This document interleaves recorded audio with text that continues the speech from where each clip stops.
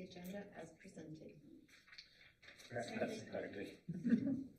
Is there a second? Second. Okay. Director Hafley. I move that we amend the agenda by removing action item D3, budget transfer, Colorado Springs School of Technology, CSST, renovations at the University of Colorado, Colorado Springs, UCCS, and postponing the item to a future meeting of the board. Second. The amendment that Director Hafley has on the floor has been moved and seconded. Director Hafley, do you want to speak? Yeah, I propose that we postpone consideration of this budget transfer due to a protocol issue with timing. Postponing will allow the board time to get an updated report regarding CSST tonight and have additional time, needed time to process the information and ask any needed questions of administration. Board members, do you have any comments on the motion, the amended motion that is on the floor? Point of information. Director Jayes. Yeah, just a point of information. So it's moving from action to non-action tonight then? No, it is as a tabling. special report at this time. Okay. So it'll be just information only for the board at this time. And I'm making sure that I'm using the right word here, postponing the item to a future date. Okay. For So board not action. even as a non-action, just a briefing tonight. Yeah, a briefing tonight. as a Understood. special Thank you. report.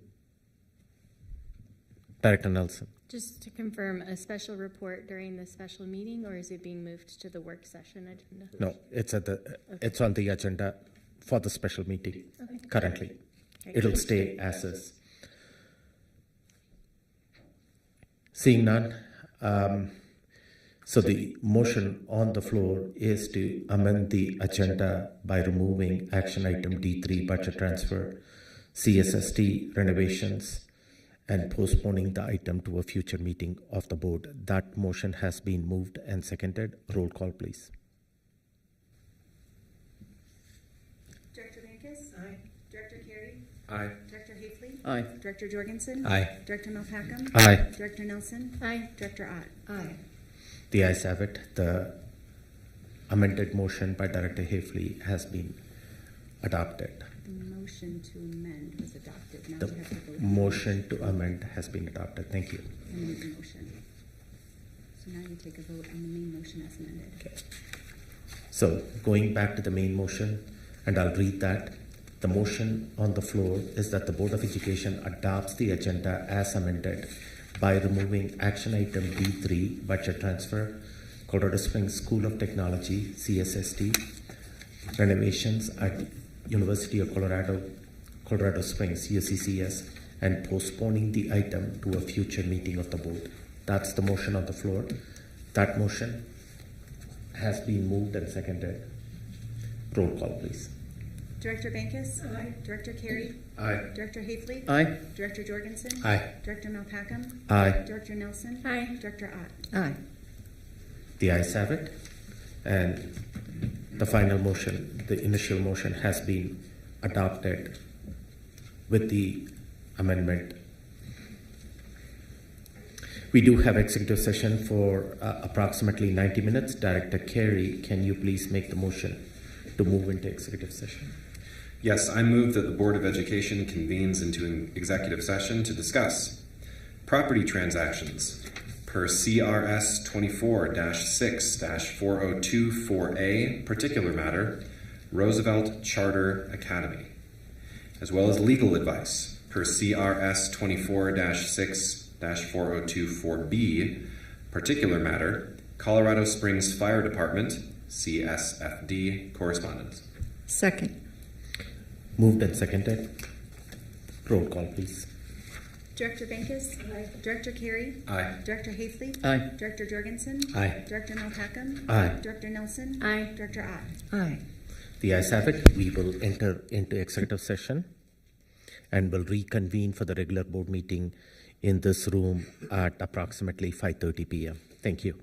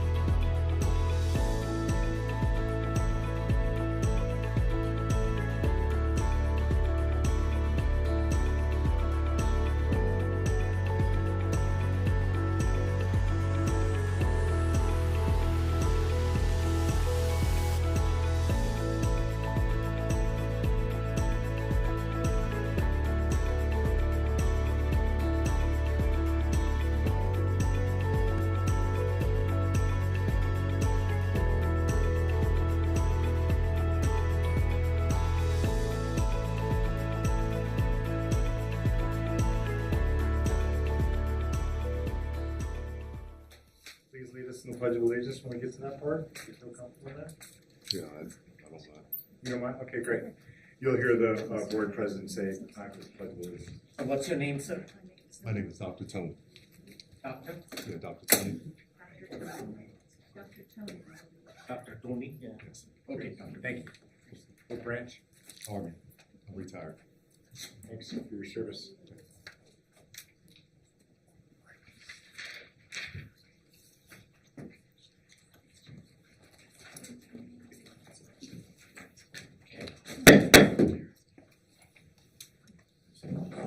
Good evening. So we are reconvening back in public session. Earlier this afternoon, the board adopted the agenda as amended by removing action item D3, budget transfer, Colorado Springs School of Technology, CSST, renovations at University of Colorado, Colorado Springs, UCCS, and postponing the item to a future meeting of the board. We have returned from executive session and there is no additional need to modify the agenda.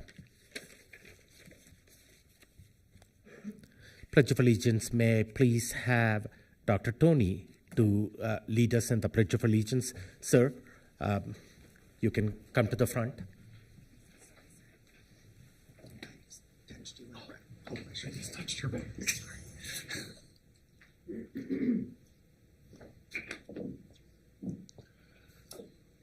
Everyone place their right hand over their heart.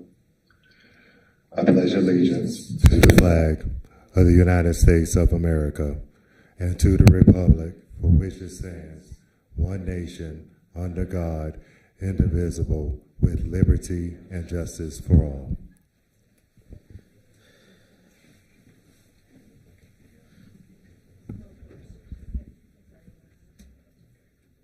Thank you, sir. Thank you for leading us in the Pledge of Allegiance, and thank you for your service as a veteran. The next item on the agenda, Superintendent Gall is going to give us a report and the latest update on the Jenkins Middle School.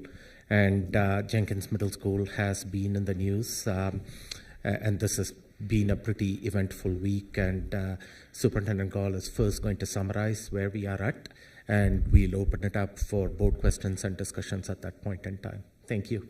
Thank you, Dr. Malpaca, and welcome to our community. For those that are listening, this is probably about the fifth time in about a day and a half that we've gone through this slideshow. Please stay with us for more updates. You'll see some of those forthcoming dates as we go through the slide. I'd like to begin by saying the challenges at Jenkins Middle School are long-standing. They are the responsibility of the Board of Education and the superintendent, and as that superintendent, I do hold myself wholly accountable for the situation that we are in. I am honored to be able to lead the team that is going to help lead us through the challenges that we have forthcoming for our students, our family, and our staff. As addressed earlier, this has been a long-standing problem. I won't spend too much time here. Many of you are already aware, particularly if you have been a part of our community. It's been about 25 years since Jenkins Middle School opened. Really, within that first decade, soil studies began due to some settling happening in the 7th and 8th grade wing, where cracks started to become visible in the cinder block walls. Over you can see the bottom bullet there. Several different structural analysis has been done over really now the last 15 to almost 20 years. The most recent of those was completed in 2022. Those results of those analysis by professional engineers were that there were no safety concerns from a structural perspective, but there were certainly cosmetic concerns and challenges to be addressed in the long term by the school district due to the settling of that building. Over the last year, we had actually 2 years, we re-recorded our capital budget to plan to repair Jenkins Middle School in the summer of 2027. And this year in December, we had our annual fire inspection. and the settling has started to affect the fire mitigation inside the building. I am not a structural engineer, nor am I a fire prevention specialist, but to summarize that for our community, there is no active fire suppression inside of Jenkins Middle School. That's per code when it was built in 1999, which means there's no sprinkler system. The building relies upon what's called passive fire protection, which is that a series of fire doors. Those of you walking through hallways always wonder, why is there a big heavy metal door there? That heavy metal door is there to be able to close and secure sections of the building, not to prevent fire, but to allow for people to be able to evacuate in a timely manner. The fire department's inspection this year revealed that they had long-term concerns with the ways that the building has mitigated that risk. Again, without being a structural engineer, simplest explanation is a door is a rectangle, but as that frame has started to settle, those doors have started to look slightly more like parallelograms. Now, they're not really visual, I think, to the casual eye, but the cracks in the walls are easy to see. And now, in partnership with the Colorado Springs Fire Department and the state of Colorado, we are committed to actually rectifying the fundamental issue with that building, which is the settling of the 7th and 8th grade wing, to ensure not only that our building passes fire code, but that it's safe for more than the next 25 to 50 years and going on. Those dollars had already been budgeted for 2027 in our capital budget. We will be moving them forward as we await the assessment that is coming from a professional company hired in partnership with the Colorado Springs Fire Department's recommendation and on behalf of the school board. That company has been actively crawling through Jenkins Middle Schools since our questionable fire inspection in December, which leads us to where we are today. It is unfortunate for our families that it has taken us, our staff and our students, that it has taken us this long to get to the place where we are actually committing to solving the long-term problems that have been presented at Jenkins. But you have the promise of this superintendent, and I'll let board members address themselves, I think, unanimously to the board as well, to make sure that we provide that safe instructional space for our families. This information, none of this is new. This was briefed last night and has been reported on a few times, but I do want to get it on the record here again. Our tentative plan right now is beginning Thursday of January 23rd, that we will continue to have Jenkins Middle School, but it'll be at 2 different locations. Our 6th grade team will relocate to Russell Middle School, and our 7th and 8th grade team grades will relocate to Doherty High School. I'm going to pause for a second just to say you have the most phenomenal leaders and staff members inside of District 11 to be able to support this.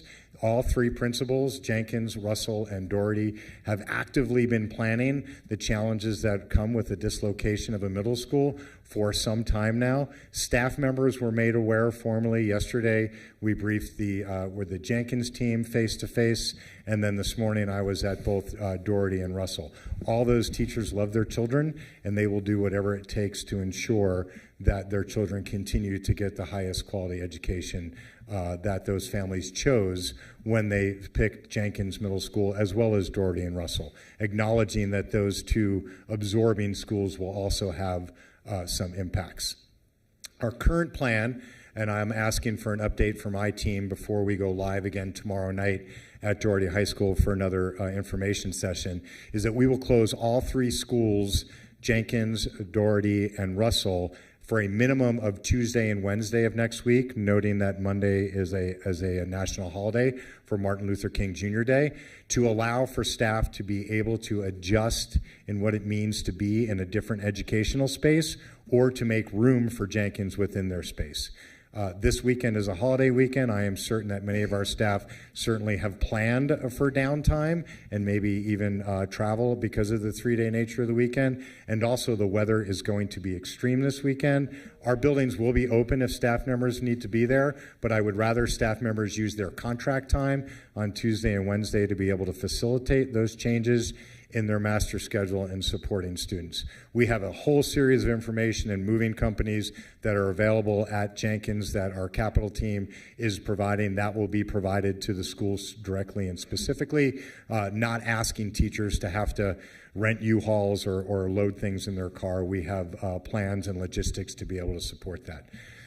And then again, the slight adjustment that will come here, we don't have on here, is we will make sure that we also incorporate in an orientation day for students in their dislocated locations, such that those students can walk with their families and meet their teachers in the traditional way that kids normally go back to school, and not forget the fact that the changes that our students are going to be dealing with, as well as our families and our staff, do require us to make sure that we pay attention to that.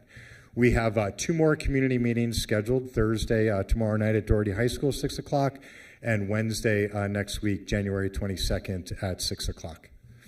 You can see that there's a web page at the bottom there for Jenkins D11 is where we're dropping information daily, and we are certainly excited about that. Tomorrow night's community meeting structure will be a little bit different than last night. Last night we were certainly rushed to get out the most basic information to our families, given the time-sensitive nature and how challenging it can be to manage such a large change in 800 families from Jenkins, and then the families affected at Doherty and Russell. Next week, we will be presenting, tomorrow, we will be presenting much, much more detail, and we will have specific question and answer sessions, sections of the auditorium set up for people to get that. So if you have a transportation question, you don't have to wait in line for a half an hour at a microphone for me to say, transportation can't wait to help you. We'll have the transportation team there to be able to take down your address and figure out what the pickup time will be and how we do that. Same thing with master schedule, same thing for technology, same thing. We'll also have our care team there. So any parents that are bringing students, we'll have counselors on site to be able to help support your students in some of the challenges that the students might be feeling in these changes that are forthcoming. So we're excited for the new structure tomorrow. I will be there, as will all of my senior staff, plus some, and we'll be there beyond just the original information, and then for much longer conversations with our families and our staff as they're there to support it. Our commitments to our community is we are seeking to do this, that there is dedicated Jenkins Jaguar space in both buildings. Nothing is more important to a student than the school that they go to, as manifested most clearly by the strength of their relationship with their teacher. So your 6th grade science teacher for my 6th graders at Jenkins is going to be the same 6th grade science teacher. It's just going to be at Russell. I don't expect that to be easy, but I do want you to know that that trusted face of the individual, of the strength of the teaching that you get every day, is coming with you.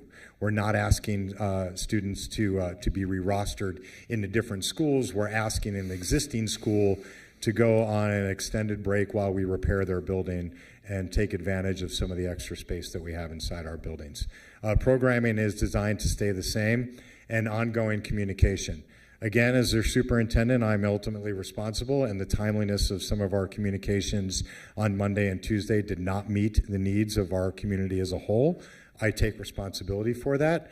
News breaks sometimes faster than we send things out, and sometimes we send things out in the wrong order. We sent a message to our families before we completely alerted our staff. That's my responsibility. I acknowledge that, and we will continue to strive to improve.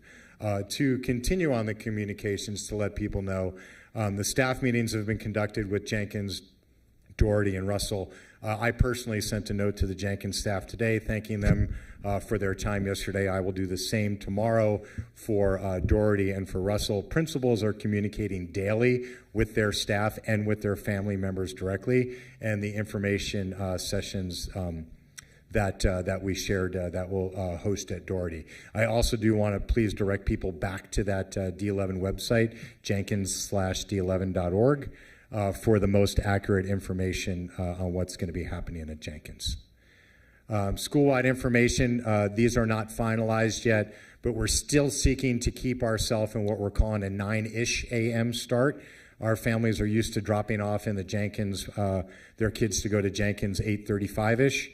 And we want to be able to provide for transportation for students that can't be transported directly to Russell or to Doherty to gather directly at Jenkins, and at our responsibility to then get them to and from their new location safely. So we're going to be adjusting those as those master schedules are developed, and we're also trying to accommodate as much as we can for the high sibling population that we have in the district, not just for multiple children that go to Jenkins, but for families that have kids that go to Jenkins that are going to start at 9, that might be at Doherty, and they also have a sibling that starts at Doherty at 7:30. So we're working for activities and clubs and opportunities for students to be supported, so families will only have to go to one location at one time. This is a very active opportunity for our staff to engage directly with our school leaders, our school staff, and most specifically our families and our students. Please join us if you can't make tomorrow night. Please join us again then on Wednesday at Doherty to get that specific information. I have asked that that the Jenkins staff make 100% contact directly from the principal's office to family members to make sure that for those who cannot get to info sessions or might not have access to understand the way we're communicating information over a web page, but that we get 100% accountability and communication to our families to these changes. I will close where I started. This is the safety of our students. It continues to be a priority. We appreciate the partnership with Colorado Springs Fire Department to use the abundance of caution that says there's no more time for Band-Aids at Jenkins. It is time for us to fix it. It has been the superintendent and the Board of Education's responsibility since this has first been discovered in 2009, and we are now with a superintendent and a Board of Education that will make sure that it happens. Please, let's keep our lines of communication open. We only know as much as we know, and we know that there's a lot more to learn. Please give us those exact situations. We seek to solve them, and we're excited for our students. I met over a dozen students last night at Doherty, and each time I had a conversation, I said, what's your favorite thing about Jenkins? And they each said to me, my teachers and my peers. And I said, well, what I'm trying to promise you is your teachers and your peers as you are relocated, and I'm sorry that you have to do this. And we appreciate our community's patience as we look forward to hopefully opening again with a full Jenkins by August of next year. That concludes my brief. Any questions from the board? Okay, thank you, Superintendent Gall. And I will add a little bit more to this briefing that you got from the superintendent, and I will echo Superintendent Gall's comments out there. I want to first thank all the staff, especially at Doherty, Russell, and Jenkins, and all the senior level administrative staff here. It is an incredible lift when you have to relocate 800 students to 2 different locations within a week's time. And this staff did not bat an eye. They came up with an operational plan. It's as close to building a plane while flying that plane. And ever since I was aware of the situation, I've been engaged with all the different entities trying to find a solution for this problem. And I'm incredibly proud of the work that the staff has come together and put together in a short period of time. So I want to start with that. And again, the safety of our students and staff is the #1 priority. As an elected board member seated here, there is nothing more that is more important than the safety and the security of our students and staff. That's what keeps me up at nights. Often I've said the accountability stops right here at the board dais, and I appreciate Superintendent Gall's message, taking responsibility on behalf of the administration and staff. The district senior leadership is seated here, right in front of you. All of us are collectively responsible for the safety and security of our students and our schools and our staff. I was a Jenkins parent. I am culpable, first in line as anyone else. I walked the hallway. Before I got on the board, I was a parent. I talked to Principal Joyner at that time about the situation there. Assurances were provided, structural analysis reports, fire inspections, and you take that as the gospel at the time that the assurances are out there. I'm not leaning on prior reports and inspections as an excuse, not at all. There is no finger pointing here. This is on us right now. Okay? And what I will say to you, first one, resources are not an issue. Superintendent Gall said that the board and the district has allocated this project in the capital funds project in 2027. Now the timeline has been shifted up. The board will allocate all the necessary resources to ensure that the building is fully remediated and renovated. That's number one. We all understand the imposition on parents, students, and our staff at the 3 schools, and I am one of those impacted parents. Superintendent Gall and his team are focused on ensuring that that transition is going to be as smooth as possible with as minimum a disruption as possible to the students, parents, and staff. There is going to be some disruption. I'm not denying that, but we will get this right operationally. That was my input to Gall through all this. Yesterday, we had a parent meeting at Doherty, and we heard it loud and clear from the parents out there. They want to ensure that their middle school students are going to be safe in the high school environments. So we are going to make sure that this is operationally correct from day one. We will learn as we go on and make sure that we refine and adapt, and our students are going to have the learning environment that they deserve. Third, in the long run with Jenkins, our promise here from the board, we will get this right for that building. This problem may be 25 years old. From what I understand, the building is 25 years old. And some of those problems were observed when the building was originally opened, and so on and so forth through the years. But the responsibility for what has transpired falls squarely on us now. Nobody else, us. And this is also the board and the administration that is going to take responsibility for fixing that building.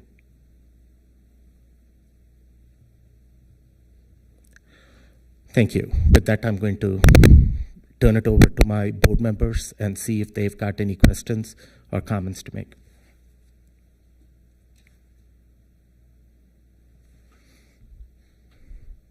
Director Ott. Thank you. Superintendent Gall, I appreciate that your staff have jumped in on this, and I appreciate your words tonight.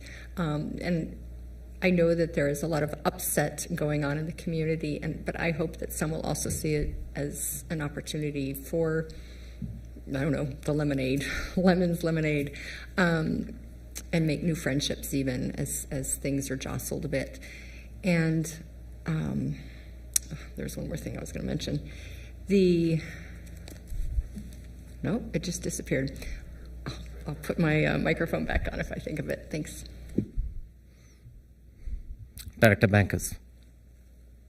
In our efforts to address what's come to our attention, the staff that Mr. Gall directs has been up to the challenge, and I would like to add my apology as well. Not only did my granddaughter go to Jenkins, but I also was an interventionist there at Jenkins for 5 years. And so when the district being aware of that and not being attended to until it came to the inspections that were recently done, I would ask for your forbearance in the sense that the doors don't close, I guess, as they should, but the building is not going to fall down. I know that when I listen to the news, I understand that was the main focus, at least of the one that I had looked at. I also live in the neighborhood of Jenkins. I also know not that I have in my house experienced the subsidence issue, but I know that it exists. Please be patient. We are taking this very seriously. We are concerned about the safety of our students. I never felt unsafe in that building for the time that I was there or the time my granddaughter was there. although I did notice, as you have all seen, the cracks that are there. This was on the schedule. It's been moved up on the schedule. I appreciate the comments both from our superintendent and from our board president. And I ask again for your forbearance as we work together and we make this as smooth as possible. We can stay locked into a position that does not lead to a resolution. And I would like to see that, I would encourage all of us to seek the opportunity to bridge those gaps and to make sure that our kids find the resilience necessary for the changes that are being made. And I appreciate you all being here, and I appreciate the comments that we're going to hear tonight, because that's why we're here. We want to hear from our public, and we, as they have scheduled the meetings, if you went last night, you know that people who wanted to speak got an opportunity to speak. You know that the leadership stayed behind so that they can engage in one-on-one conversations, and that's how we're going to get through this. We thank you for your input, and we thank you for your willingness to work together so that we can make this as smooth as possible and rectify this long-standing situation. Thank you. Director Ott, looks like you figured out what your question was. And thank you, Director Bankers, for your comments. Director Ott. Thank you, along with the comments that you referenced. And as a good reminder, I don't know how I forgot this. There was one parent who stepped up toward the end of yesterday's meeting and said, how can we help? And I really appreciated that. And I wanted to recognize that person who came with a solution-oriented mindset and how to ease the transition. So thank you for that. I'll comment that Dr. Wise's team is offered to take in any opportunities for both community and/or parents who are looking to help. And so I'll ask Dr. Wise to include her contact on the Jenkins page for those that are interested for the engagement team. Thank you. Yeah, and I truly appreciate our community members and partners leading in churches, other businesses leading in and supporting our students. Challenges happen. We can't predict what is happening in the spur of the moment. All we have to look at is our neighbors up west who are dealing with a far more magnitude of challenge, and community leans in and elevates and supports the people that are impacted. And certainly our staff could use all the help and supports at this time along with our students. Director Nelson.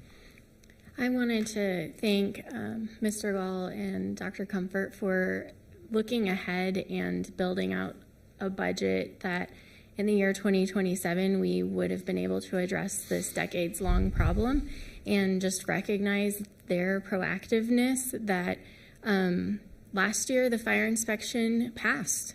This year it didn't. So now we're moving that timeline up because the safety of our students and staff is utmost priority. And we will have the funding available to resolve this issue.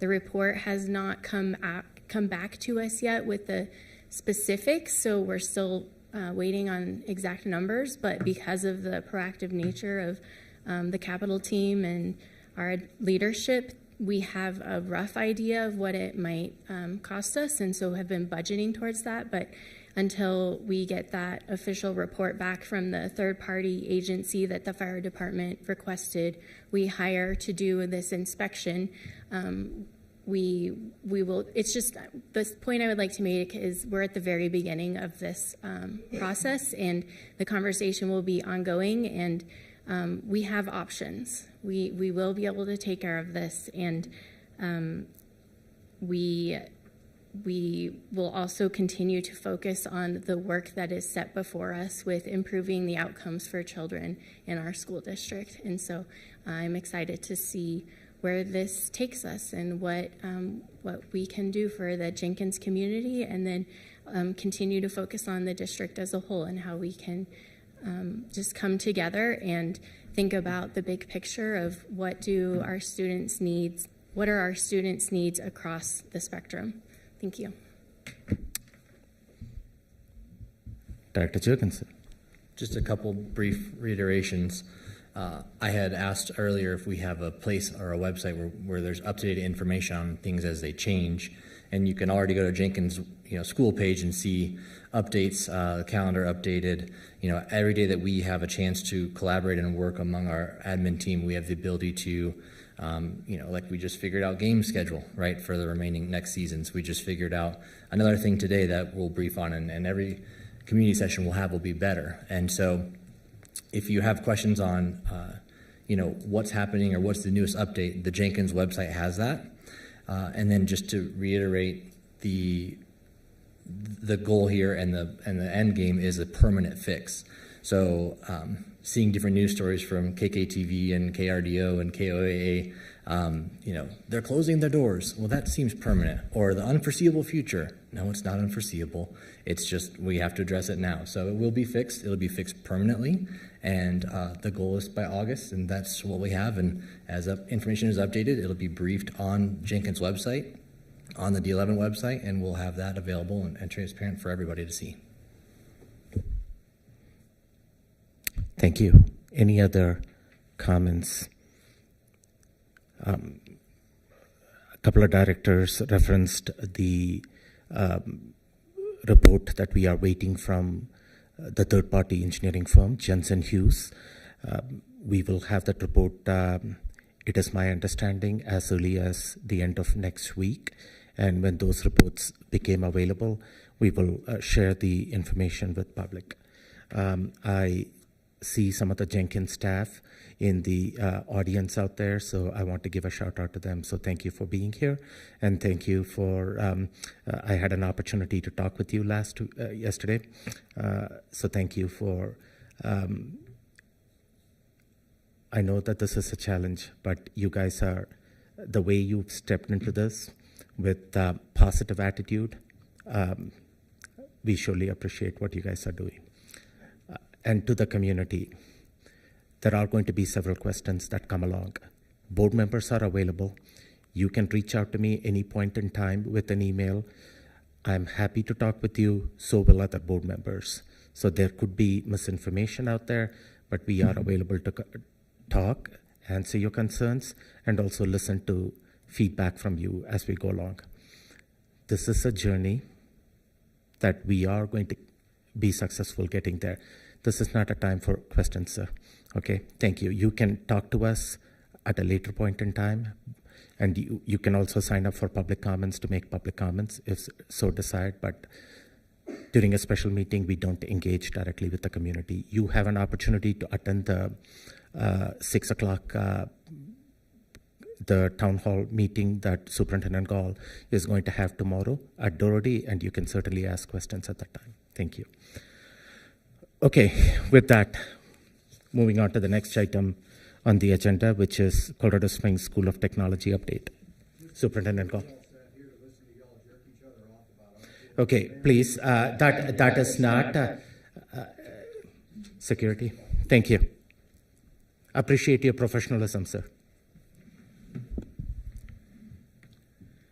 I want to make sure people understand the change in the agenda. I appreciate the board changing the agenda. The way we operate with our board, our protocol is we update our board on relevant information, and then we give our board a chance to digest that information before we ask the board to vote on it. Several weeks ago, the board had asked for an update on last year's approval for the Colorado Springs School of Technology. That had butted itself up against what we were thinking for as a budget action. But tonight we are going to present to you as a special report both Dr. Comfort and Mr. Nathan Gorsh to give you the board this update on Colorado Springs School of Technology, absent any ask for a vote on it. And so, although a special report, let's please have robust conversation from the board in kind of a traditional work session way as both Dr. Comfort and Mr. Gorsh go through their presentation. Thank you.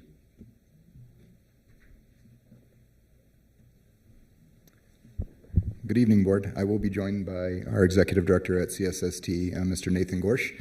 As Superintendent Gall stated, we want to provide an update as to all the work that's been happening since the Board submitted an application to the state last April, and then obviously provide lots of opportunity for Q&A.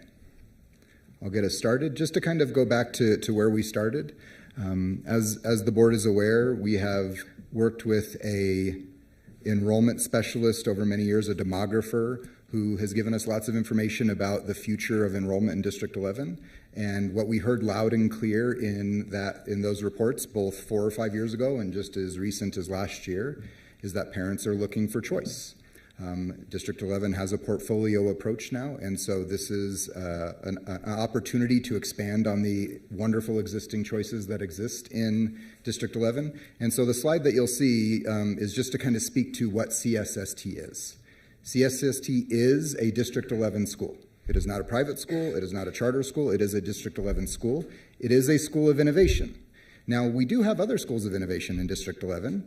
Those were existing schools that moved to schools of innovation. This is a little unique in the fact that it's launching as a school of innovation. But the graphic you'll see, we do have all of the schools across our district that we operate, what we would use my quotey fingers, traditional schools. They're providing exceptional experiences for kids. And then we also have a number of charter schools that we authorize. You'll have for vote tonight the renewal for 2 of them.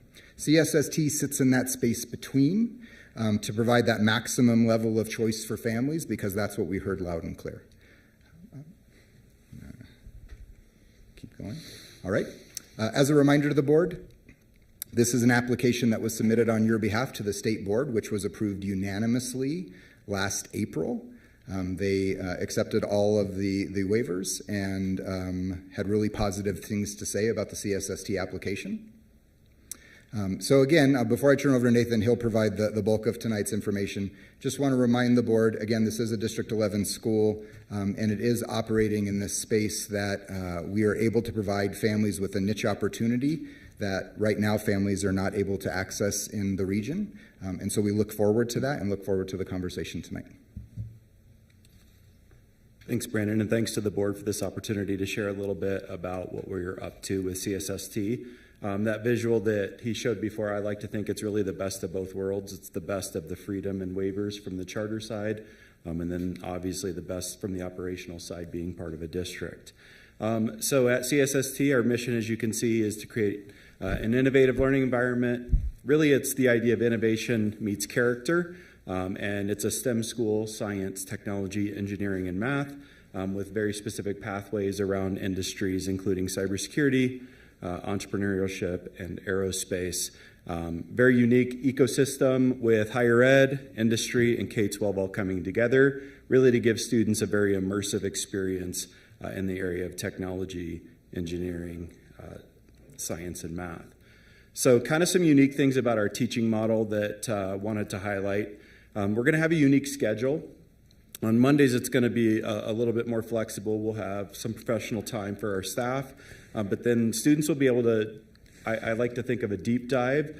Right now we're calling them exploratories. I really hope our students give us a much cooler word than exploratories, Mission Mondays or something like that. But these are going to be deep dives where we're going to be able to connect with industry professionals, higher educators who will actually come in and do month-long seminar-type experiences with our students. So some of the ideas we've talked about are design thinking, video game design, space exploration, maybe the use of AI. What are some ethical dilemmas? And again, these will be taught by folks that are in the field and practicing those skills, working with our students on those things. And then Tuesday through Friday will be more of an alternating block like you'll see in our other schools. I talked a little bit about the industry and higher ed partnerships. That's very unique. And hopefully the place that we're hoping to co-locate with those will make it even more dynamic and interactive with those industries and higher education professionals. This came together really with this idea of an ecosystem and those folks coming together, higher ed industry and K-12 working together to give students those experiences. Something fairly new is the use of Conmigo.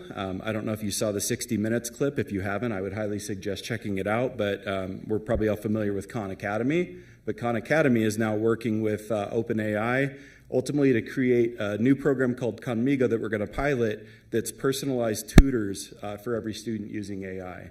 So the story, if you get a chance to watch it, it's pretty fascinating. A student sits down, they kind of have Conmigo open, they can ask it questions.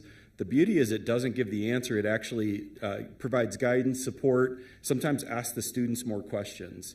On the teaching side, it's really fascinating. As a teacher, I could put in, I want to do a 3-day unit on mitosis, and I want it to be hands-on. And Conmigo will actually look through resources and provide teachers with sample lesson plans that then they can adapt. So it's a really powerful tool that folks are going to be really excited about, both students and staff. And I know at the board meeting last week, I kind of pitched this idea, but really kind of framing it as a School of Mines type environment for high school students. If you've been on Mines campus, you have kind of a cohort of students there together that are very excited about these content areas. And so we see a similar type environment with high school students at CSST. Hiring, we do have some positions posted. You can see math, science, English, social studies, computer science, counselor, dean of students, and admin assistant. And we're very excited to start to put together our team.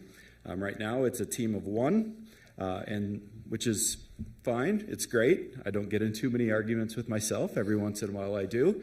But really excited to have the team in place and be able to do some planning, some collaborative planning this spring as we get up and going.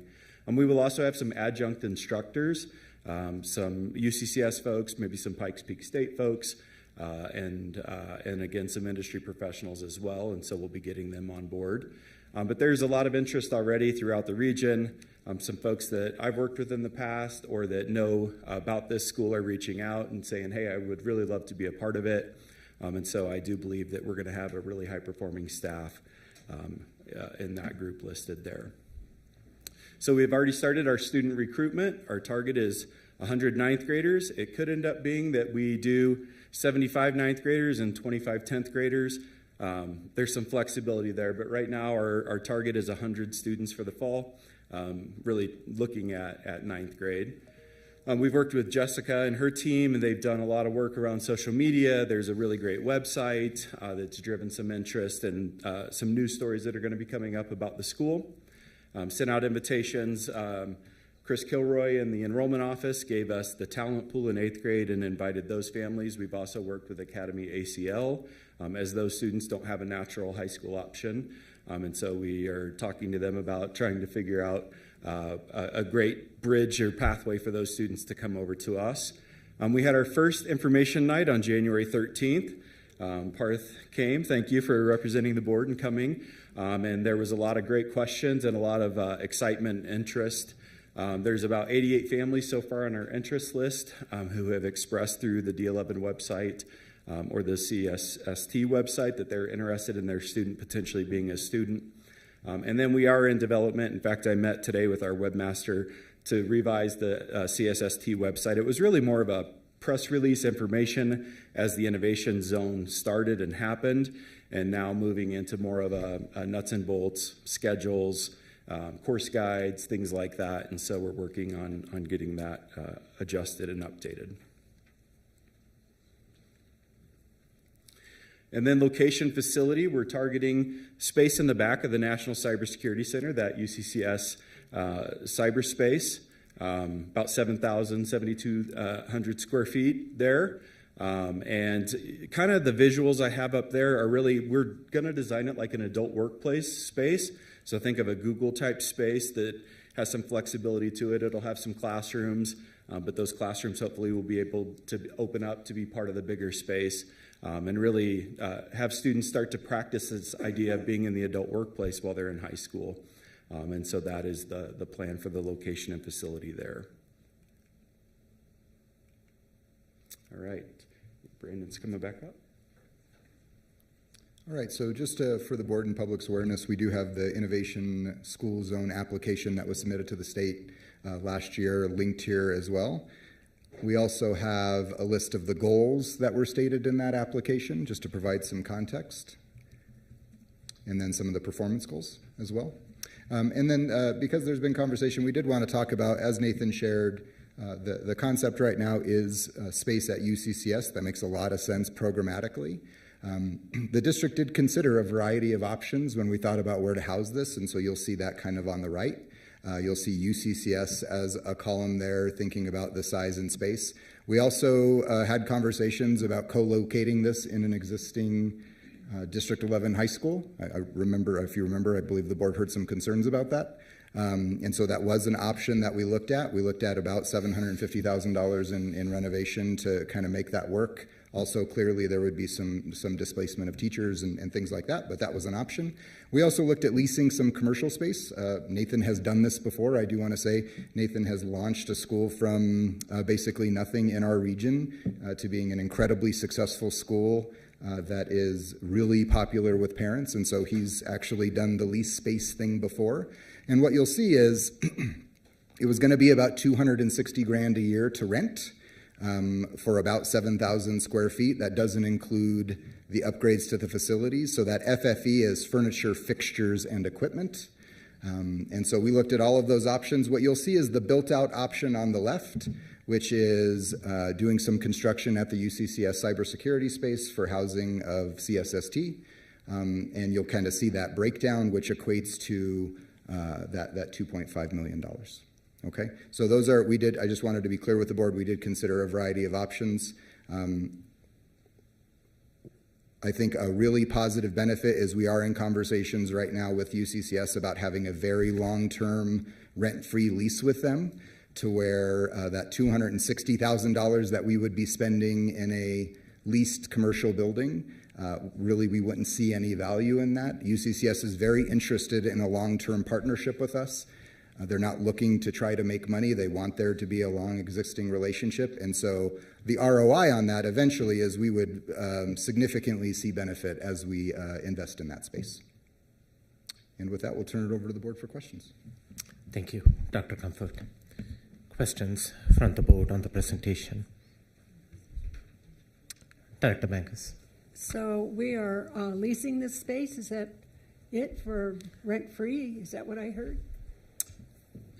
The space at UCCS, yes. So basically what we would do is we would pay to renovate the space, right? Because it's just kind of a shell right now. So you saw that on the left. We would have to do some upgrades to the building, including building classrooms and things like that. And then UCCS would allow us to stay there for an extended period of time rent-free, so that we realize the investment that we would put in the building. And then the schedule for a student going there, what would that look like on a daily basis? Yeah, so students would come Monday through Friday, like any other school. Tuesday through Thursday, they would go to their core classes and electives, and then on Mondays would be those explorations, Mission Monday ideas. So how does that play into other things that comprehensive high schools offer? After-school clubs, athletics, theater? Yeah, so they would still have access. State law says if the school you attend doesn't have programs, you still have access to those programs, and so we would work to be able to do that. Brandon mentioned I worked in the school I was working in before. We actually had kids participate in activities in 17 different schools across the region. So we'll work with those families to make sure that they have that information. Long term, would love to have some programs within CSST, whether that be athletics, clubs, activities, and really that's going to be student generated as their ideas come up. What are some great clubs that they would want to have, and we'll make those happen. And so for those who are going to participate in on other campuses, how are they going to get back and forth? Are we providing the transportation, or they have to provide their own, or? Yeah, it's probably a combination of both. Ultimately, we would love to provide transportation options for them. It probably depends on economies of scale and how many kids are going back and forth, and if parents can transport or if we need to do busing. Thank you. Thank you. Director Hafley. One question, actually two. What about kids that want to play football, want to play basketball, baseball, run track, swim? Yeah, that's where those students would still have access to those programs in those schools. And state law actually says if your school doesn't have it, you can play for your district of residence or district of attendance. And so those students would still be able to participate in those activities at those schools. Okay, and then can you clear me up on why UCCS as opposed to renovating an existing school in District 11? Yeah. Do you want to talk about that? Maybe you can pull up that last slide. As you're getting to the slide, Director Hafley, I don't know if you remember 2 years ago we had a state wrestler at a Doherty, a female won the state wrestling competition. She wrestles for Doherty. She graduated from a D49 charter school. Okay. But so many of the smaller schools provide educational experiences for kids, and they home their athletics normally either where they live close to or sometimes where the best coaching happens.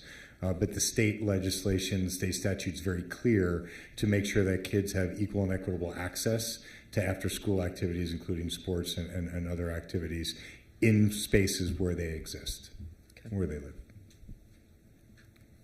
What I would also say, Director Hafley, is we did consider and walked some existing high schools. I think we felt that the disruption would be great, as well as when we came to understand the relationship, the long-term relationship with UCCS that we would have, we knew that the investment would make sense in that building. So instead of disrupting an existing high school, even though we promised to make some positive renovations in that school, that was going to be really hard and unnecessary. And so we found a space, again, programmatically, you can't make something make more sense than it's next to the building of what they're studying. And so again, when we realized that the relationship with UCCS was going to be so long-term, we just feel that, though, that is the best option. Okay, I wanted to make that clear for the public. We've been getting some emails questioning that. And so I just wanted to make sure that people had an opportunity to hear that explanation. Thank you. Director Jurgensen. Yeah, just a few questions. So, being a innovation school, it's not a private school. It's not even a charter school. It's an innovation public school of D11s.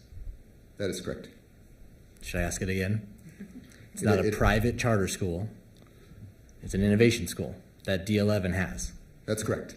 As I stated, Director Jorgensen, we do have existing innovation schools as well. I'm aware. Just the flow of this was a little different. We're starting at that instead of starting as a traditional school and going to innovation, but it is a District 11 school. Thank you. A couple other questions. What do you mean by the talent pool? What is that? Is that a certain level of folks who have interest in STEM? Is it the pathway schools we already have that are STEM pathways?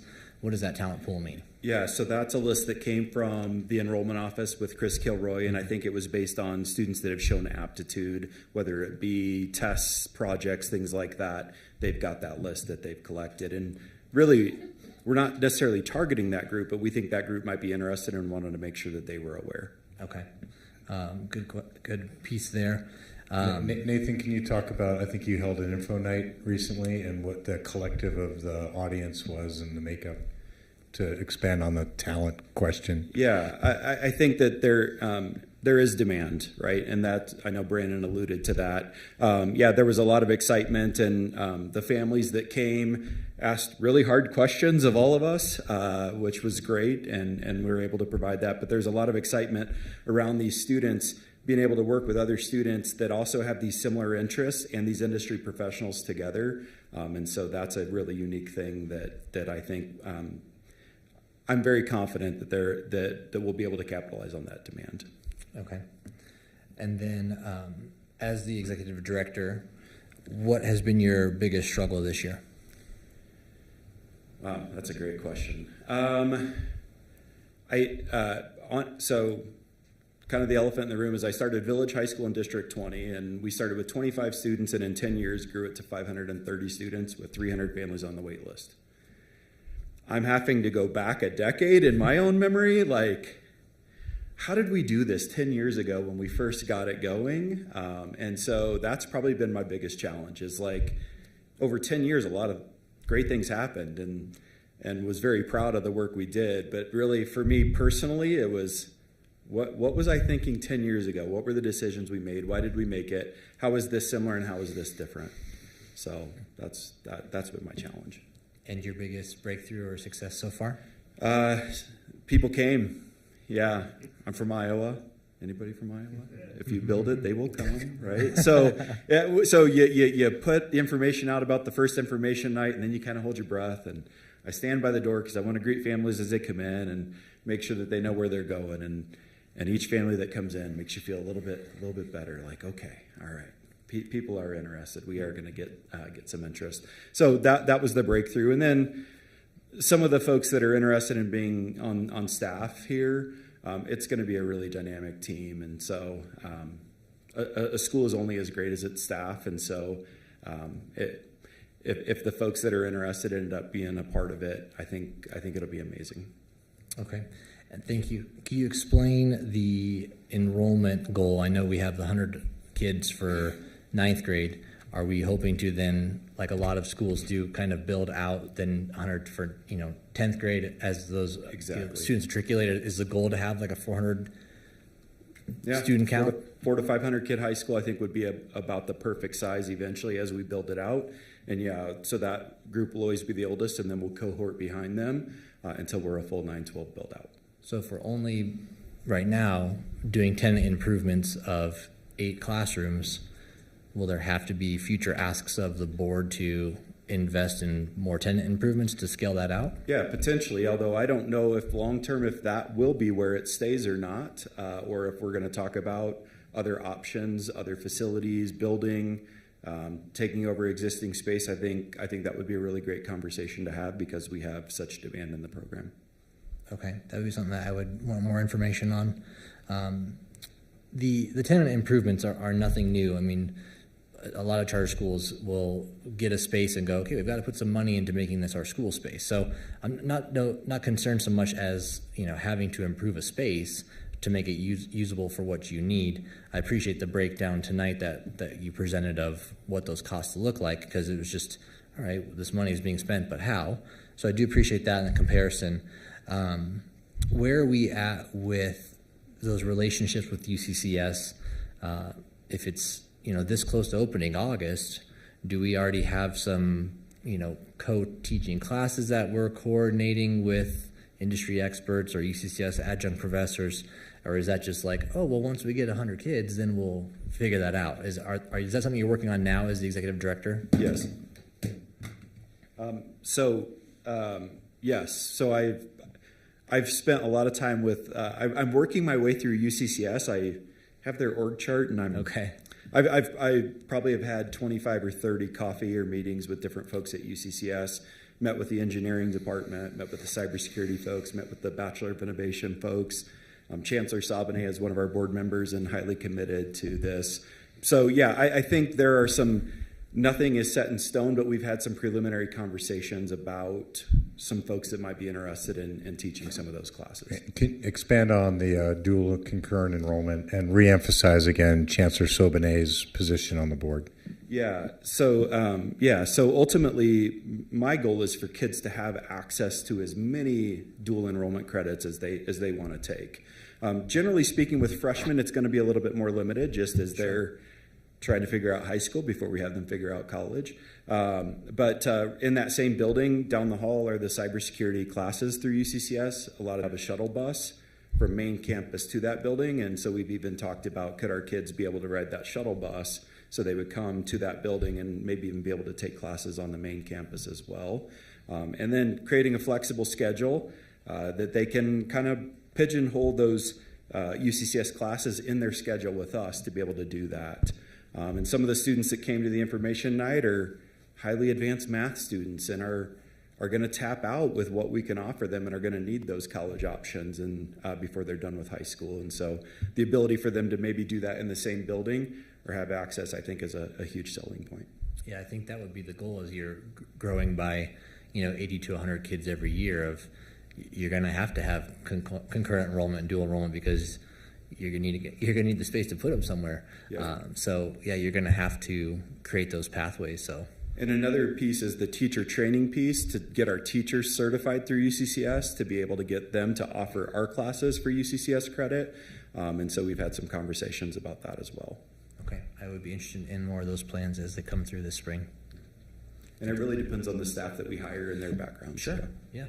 Thank you. Thank you, Director Jurgensen. And to add to what Mr. Ghosh said about that orientation, did we call it orientation meeting with the open house? Yeah, the open house night, thing. Yeah. So I was there. There were 40, 50 people in attendance. A lot of kids out there, like what Mr. Ghosh said. Great questions from the crowd, but a couple of parents that I interacted with, they were from other schools, from D20, and they said now they are going to go and talk to the rest of the kids in their cohort out there and convince them to come with their child to the school. So this is the first meeting that they had. There is an opportunity that through word of mouth, this is going to spread to other kids in the community, other families in the community, and we can see more families attend in future meetings. Director Bankus. Can you explain your organizational chart and the accountability from your school in relation to the district itself? And how does this board interact or oversee what happens at the CSST? Yeah, so ultimately there's an ESA or an educational service agreement that is signed by the district. I'm sorry, what? An ESA, an educational service agreement, a contract. And so there's a contract that is signed between the CSST board and the District 11, in School District 11. And ultimately, we've been kind of working together on what that would look like and the measures.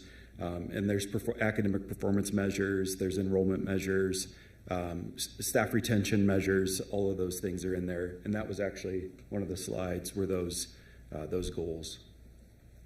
But that doesn't explain how your school is governed by your own board of directors. Well, we're a board of directors for 54 schools. I don't understand the bridge between your entity. So I'll jump in a little bit. So if you go back to the slide in between operate and authorize, I think it's the second slide there.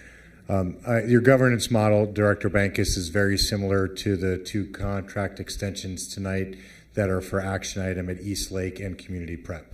But those are charter schools. So this is you can see that's a Venn diagram for a purpose. There is alternative governance in the innovation statute to allow for some freedoms for those boards to be able to be accountable for those innovations. So it sits in between that world of operate and authorize. And what I would say is the operate side is the way we're going to run the school is very traditional. You heard a modified block. You heard a exploration that's very similar to the peak experiences. So you get that bigger benefit of a lot of the things that D11's pushing. And yet you get this alternative governance where you have the chancellor of your UC satellite campus at UCCS on your school board. You have your Pikes Peak State College executive director in Lance Bolton, or president, I'm sorry if I have his title wrong, on that school board. You have the Economic Chamber executive director in Jana on that alternative governance board. So it is an alternate governance board. We're rehashing a lot of things that we had support from the board for to make this application to last year, of which we went to the State Board of Education, who gave us approval to then get a school ID and then open the school. Many of these questions, the accountability will be exactly like you have as an authorizer now of D11 charter schools. They are accountable to the SBF and to the enrollment numbers for their self to keep themselves open. So the same questions and comments that we hear when we do renewals for charter applications, here you would have to do a renewal of the innovation plan and the accreditation of that school. That will ultimately come to this board. How often? It's once every 3 years. Is it 3 years? Thanks, Brandon. It's once every 3 years, which is actually a tighter time period than the 5-year renewal that you have with charter applications. So that accountability comes through the renewal of the innovation. And to be clear, the board currently renews those innovation plans for our existing innovation schools as well. So that practice already exists. It just doesn't really come to the board that they understand that, and I'm speaking off the cuff, Mitchell and Galileo are our two, Mitchell and North, thank you, are our two innovation schools. Thank you, because I remember the Stephanie bringing the innovation for renewal last year. That is ultimately where the accountability sits for this board. But those day-to-day operations are run by the CSST board, in the same way that day-to-day operations for charters are run by their boards. So if they don't meet their projections on enrollment, does that come back to the board on whether we're going to sustain it, or does that That's fall right. within- They've got to be able to balance their books, and if they can't balance their books, then they ultimately, as we saw last year with Globe Charter, had to close its doors. And I think that's the confusing part, is that there's so many similarities with charter on your Venn diagram with the overlay that it's difficult to, and I'll just use here, clearly delineate the areas of responsibility. So I think this is a complex conversation that's going to have to continue, and we may have to repeat, so that we get clear in our minds that this is not a charter school. This is a school of innovation, which means that it's part of District 11, and yet it has its own governing board. That's totally new, and I think it's confusing to a lot of folks. So thank you for the explanation. Director Ott. Thank you. I have a lot of questions because we haven't heard from you or about the school in so long. And I appreciate that several of my colleagues have the same or similar questions even on what you've shared today.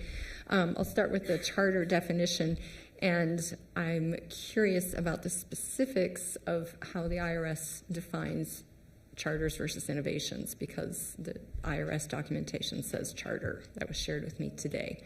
So is that just because the IRS doesn't have a definition? Are you talking about CRS? CSST? No. What's IRS? IRS, Internal Revenue Service. Okay. Yep. Sorry. Okay. And so the document for the nonprofit was shared with me today.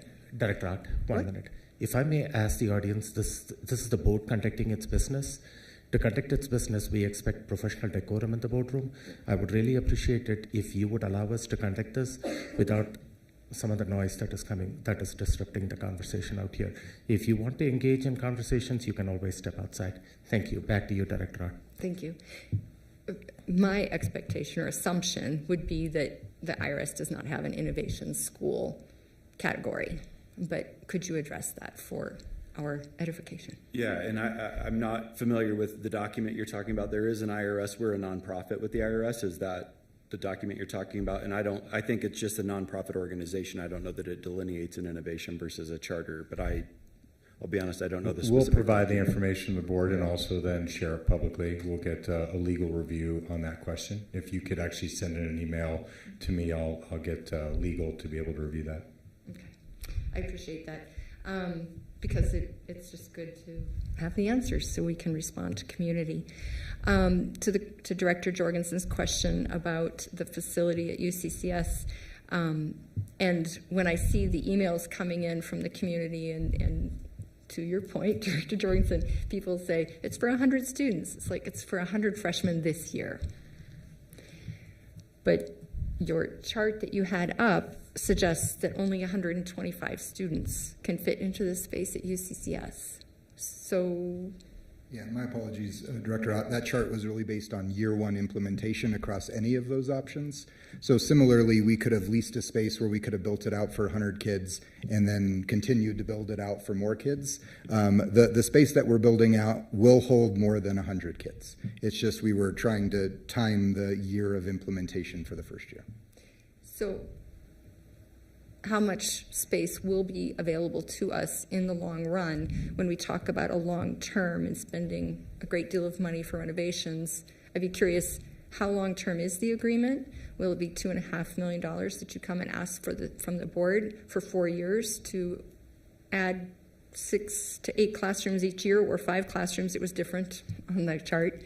So can you just give us an idea of how much room there is to grow and how long term we're looking at? Yeah, well, the discussion we're having with UCCS is a 30-year term. Okay.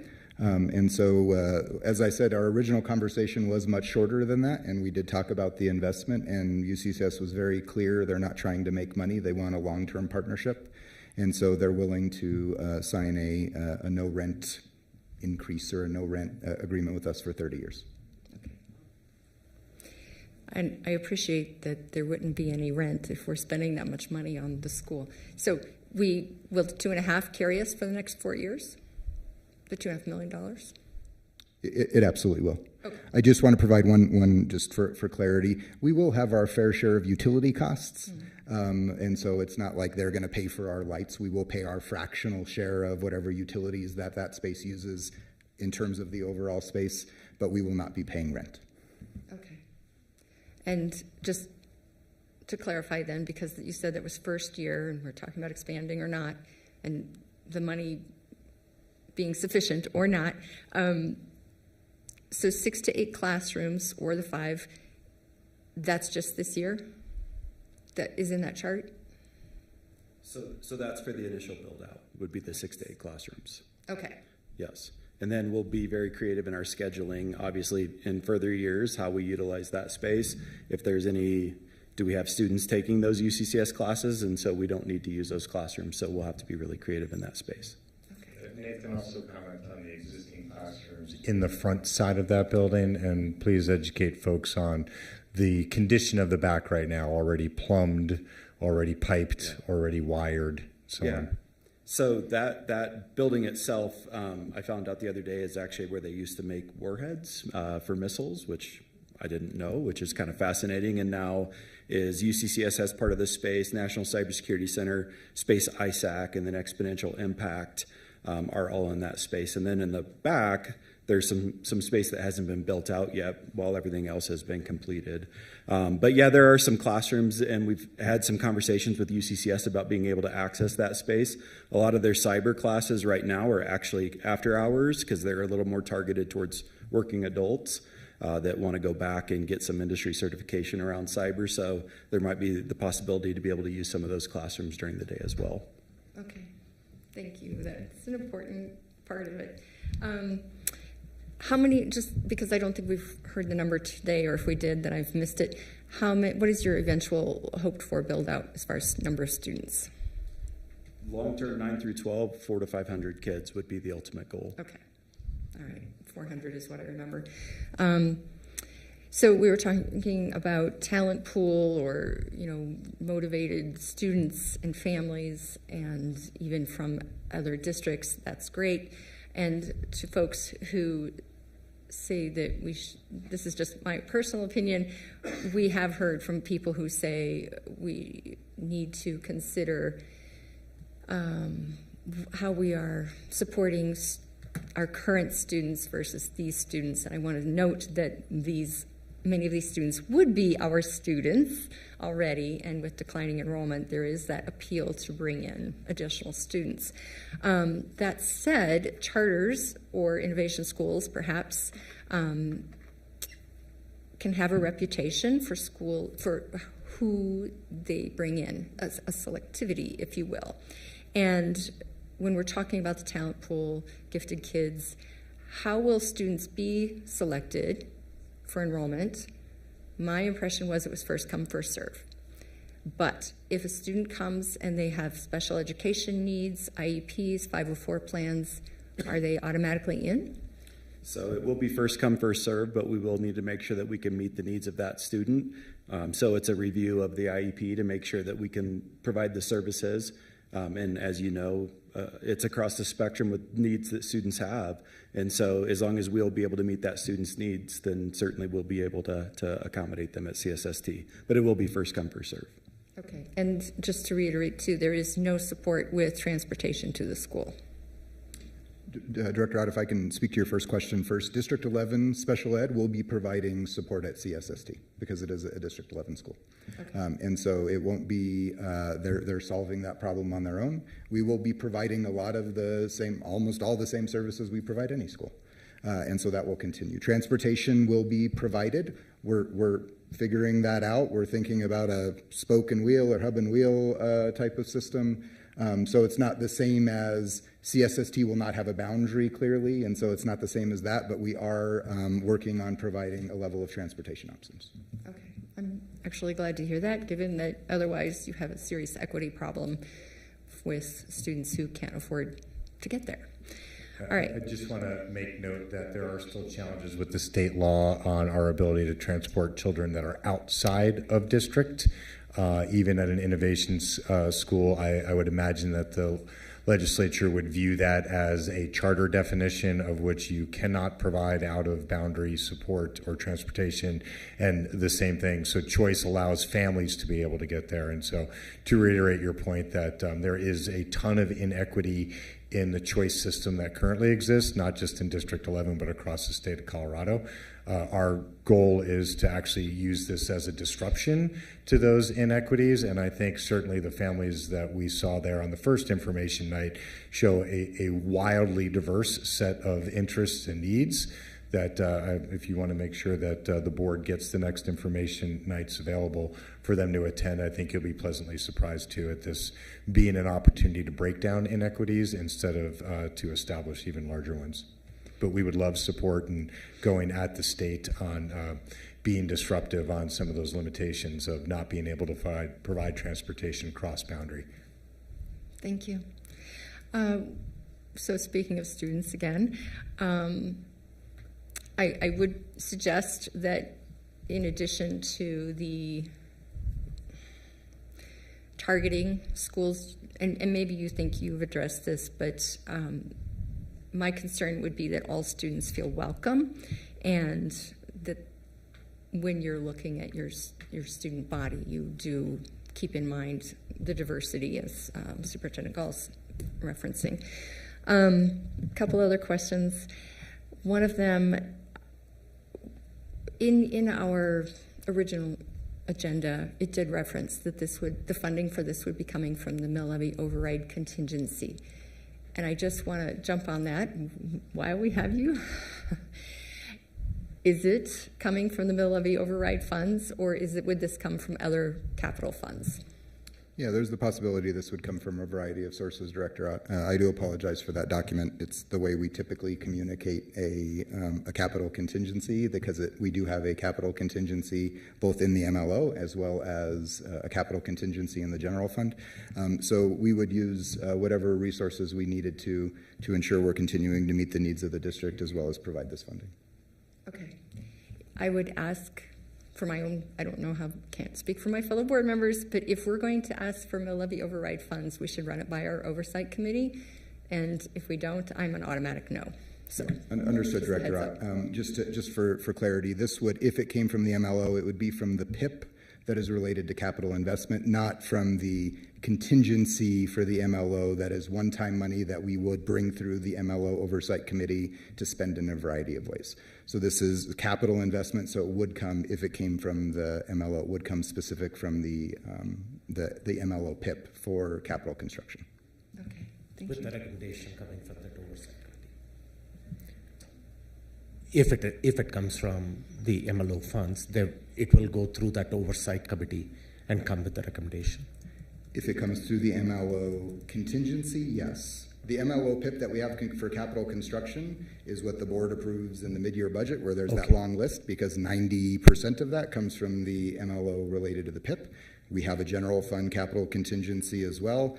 We have a variety of resources that we could use. But yes, if we were to use the contingency specific to the MLO, not related to capital construction, we would absolutely run it through the committee, as we do every single time. Okay, thank you for the clarity. Back to you. Thank you. You mentioned you had 88 families that have expressed interest. That seems like a good number. If this were a charter school coming to the board for approval, we would be, at least I would be interested in the number of letters that are essentially are commitments to go to your school when it opens, or the school. So how have they expressed? Has it been in writing? Can you, if we said, where are the letters, you can show them to us? So let me actually take a step back and say one of the things that we're doing to try to promote equity is I'm trying to do an information night at every one of the District 11 middle schools.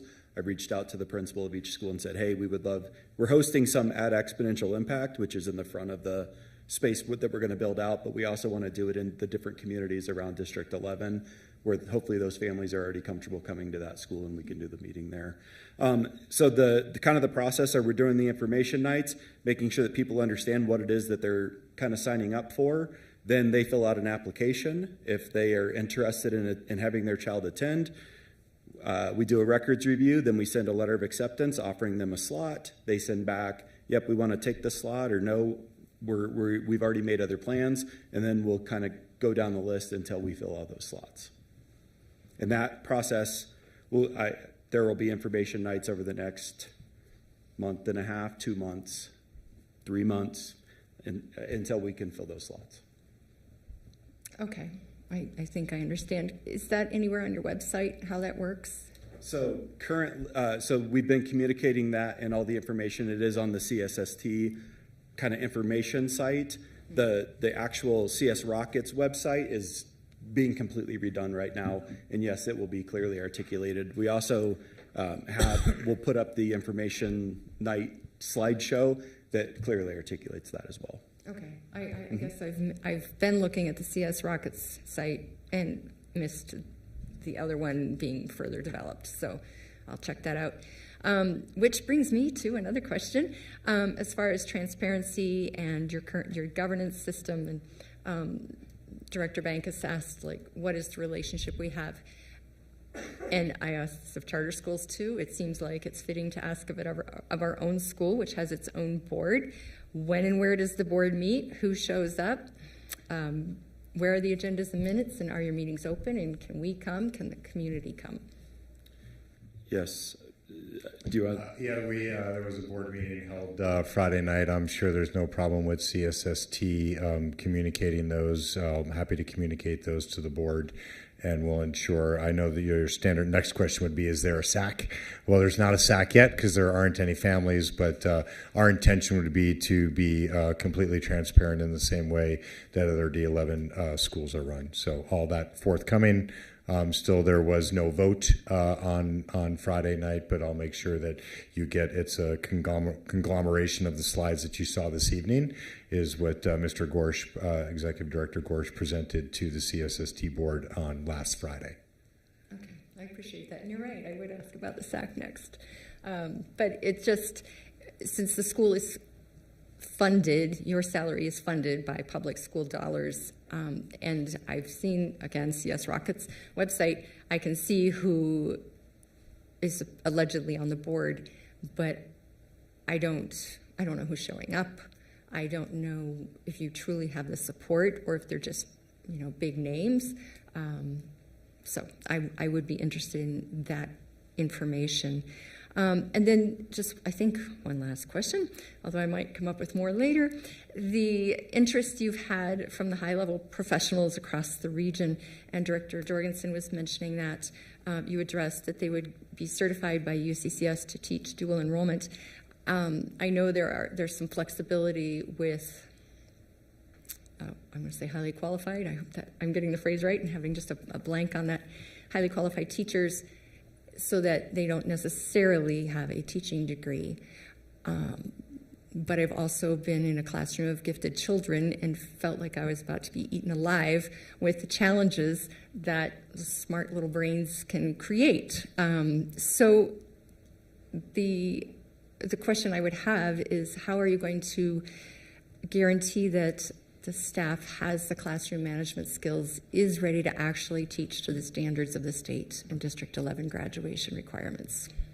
Yeah, so I think that this is probably going to attract a fairly veteran staff. Again, positions are posted right now, but I think this is a very unique and desirable place, and so I do expect that most of our teachers will be seasoned professionals.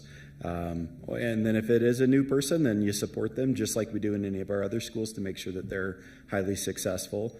One of the waivers or one of the freedoms that we do have is to be able to hire folks that are unlicensed, but our goal will always be to try to get them licensed. If they come to us without, would be to try to get them licensed. But the real kind of beauty of it too is that, for example, if we have a cybersecurity elective, it's really hard to get a certified teacher, either the skills to teach cyber or somebody that's in industry to get them a teacher certificate. And so it does provide opportunity for that person to come in on a contract basis and teach high-level industry skills, even if they don't have a teacher license. And so that's one of the kind of freedoms of the innovation status that's very desirable.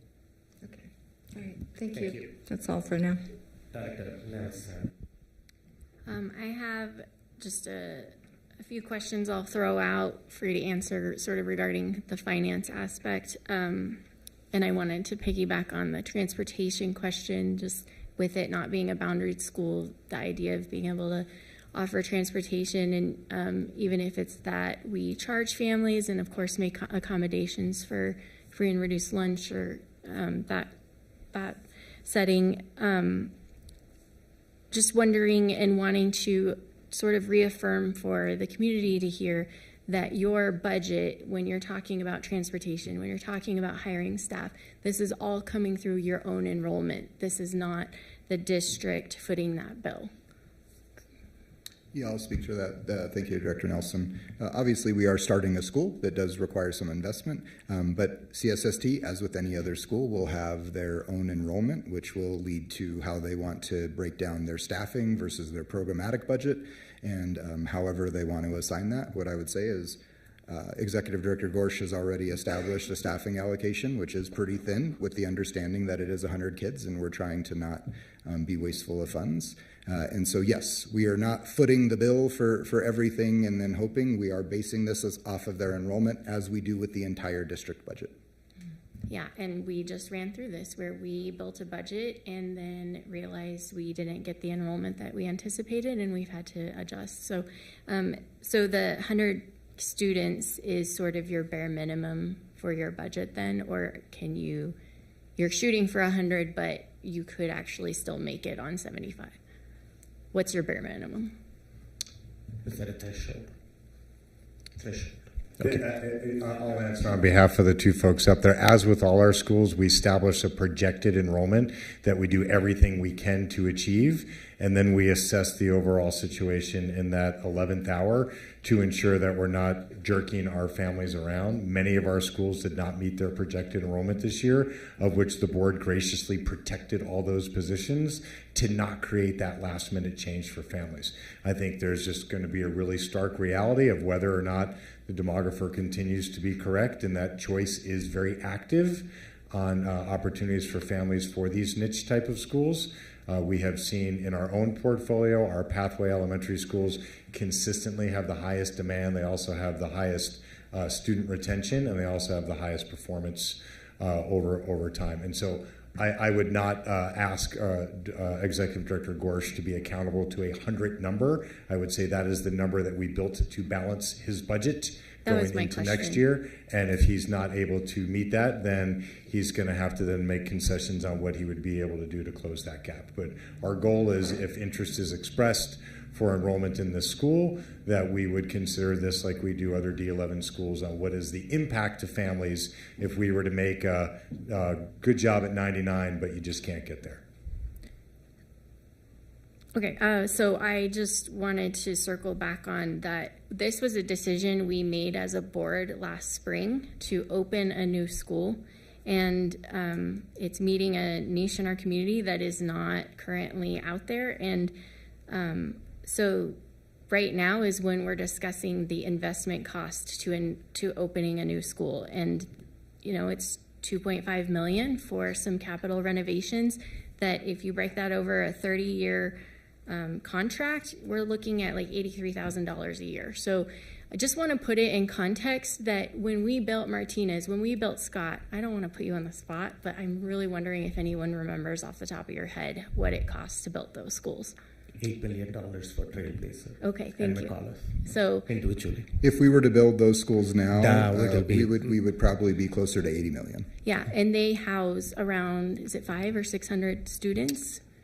They can hold about 600 students. Yeah. We're between 400 and 500 kids. So just the point that I would like to make is we're investing $2.5 million right now for potentially 500 kids is what we're shooting for, 400 to 500 kids. And like, that's a fraction of the cost of what it really is to build a new school or open a new school. So I just wanted to kind of lay that perspective that, yes, $2.5 million is a lot of money, but we're opening a new school and there's a cost to do so. And I think this is a smart way to go about it.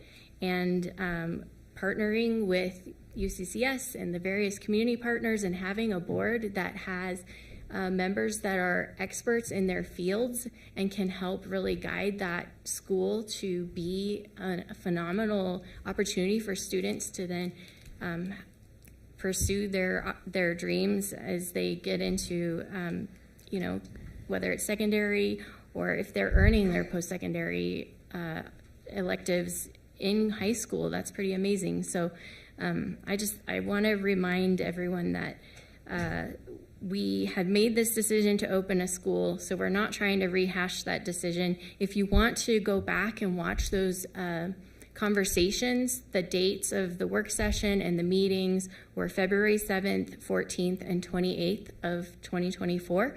So those recordings will be posted on board docs. And so if you're kind of like, wait, what is this?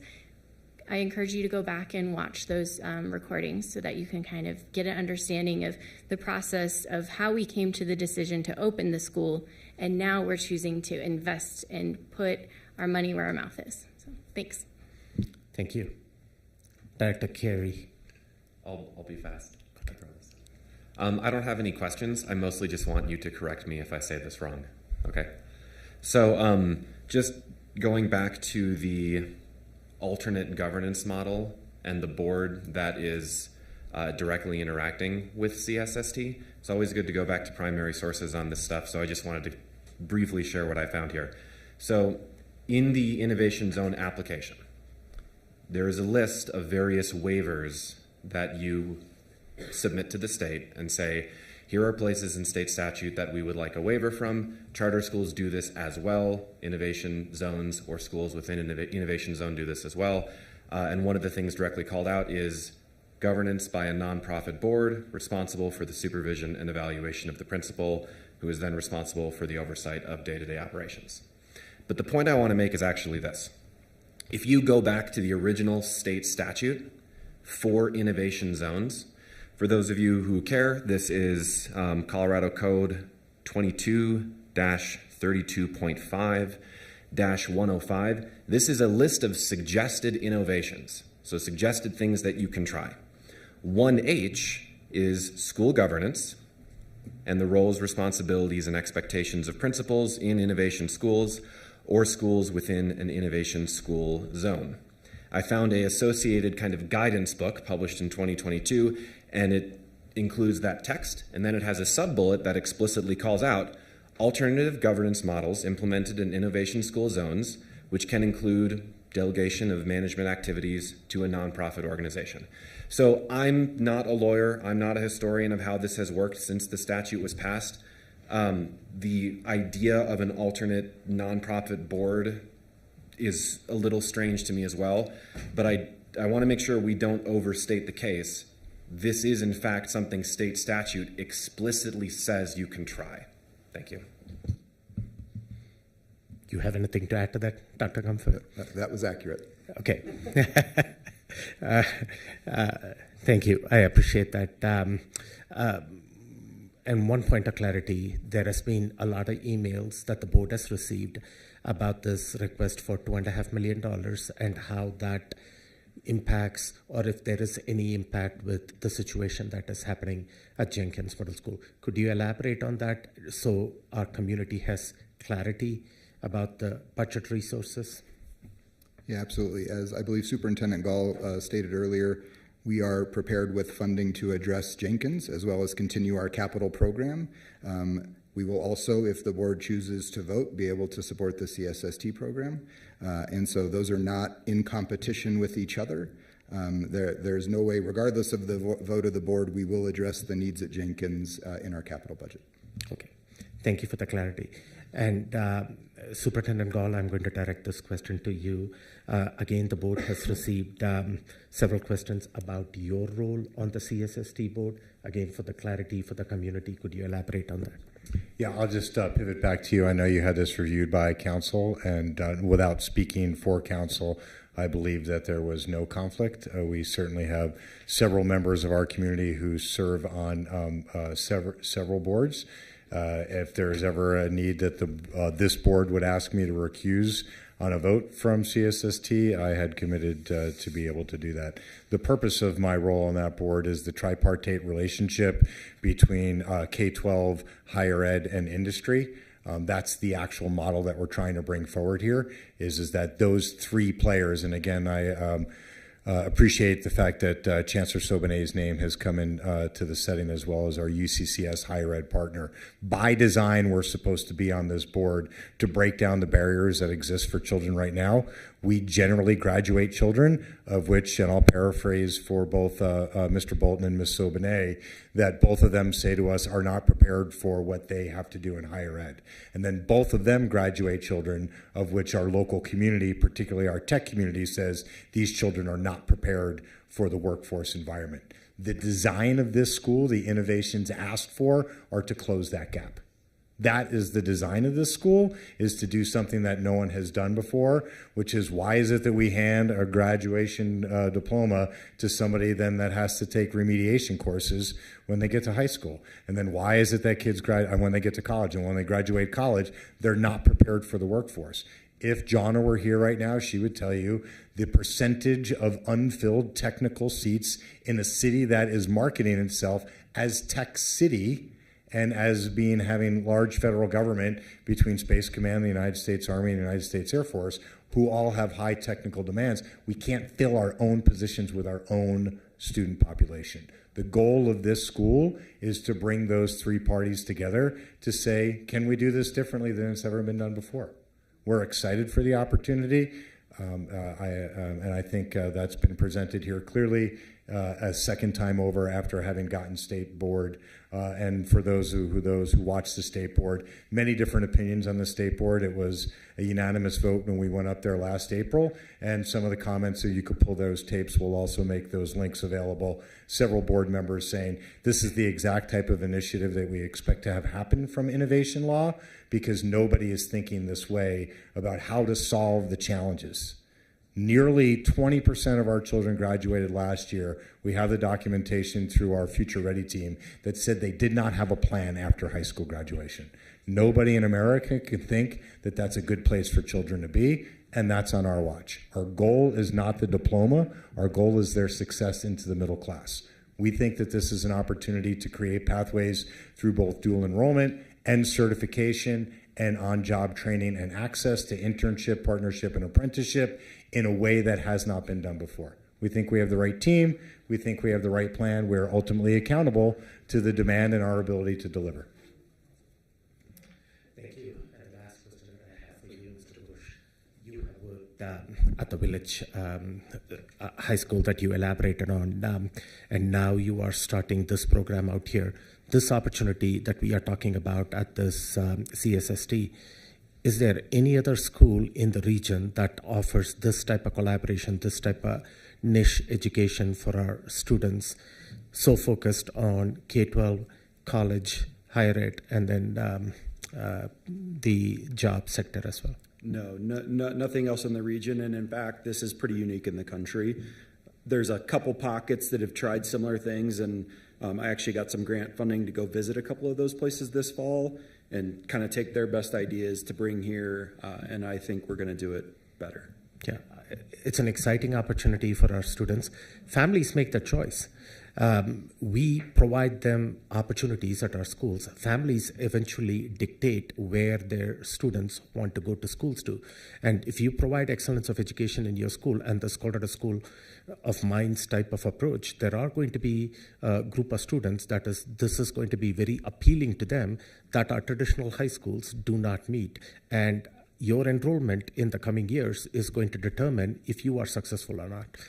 With that, if I can just add a piece, not that I want to continue to talk about Village High School, but that is my experience that I bring. But we had about 500 students, and 47% of those students that attended Village High School did not live in the district. In fact, about 150 of those students that came to Village High School were actually District 11 residents. And so part of the idea is we've got to create unique programs here to keep our kids here and be able to meet that need. And I think that's probably important information for this board to know as well. Thank you.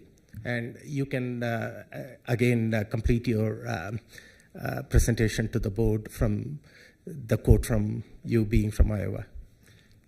If you build it, they will come. Thank you. Okay. Is that dramatic enough? Yeah. Okay. Appreciate it. Thank you. Moving on to the next item on the agenda, this is public comments. Ms. Wilson, do we have public comments? People signed up for public comments? Thank you. Just as a reminder, going over the board protocol for public comments, the board welcomes and is very interested in listening to community feedback. Please approach the podium when your name is called. You have 3 minutes to deliver your remarks. Please monitor the clock that is on display and complete your comments in that allotted time. Board meetings are primarily business meetings for the orderly and efficient conduct of the business of the district. Keeping that in mind, the clear expectation is that your feedback is provided in a civil, professional, and courteous manner without resorting to disparaging or defamatory remarks. Students are often in attendance or watching the broadcast. Speakers' remarks, therefore, should be suitable for an audience that includes minor students, including no use of profanities or obscenities.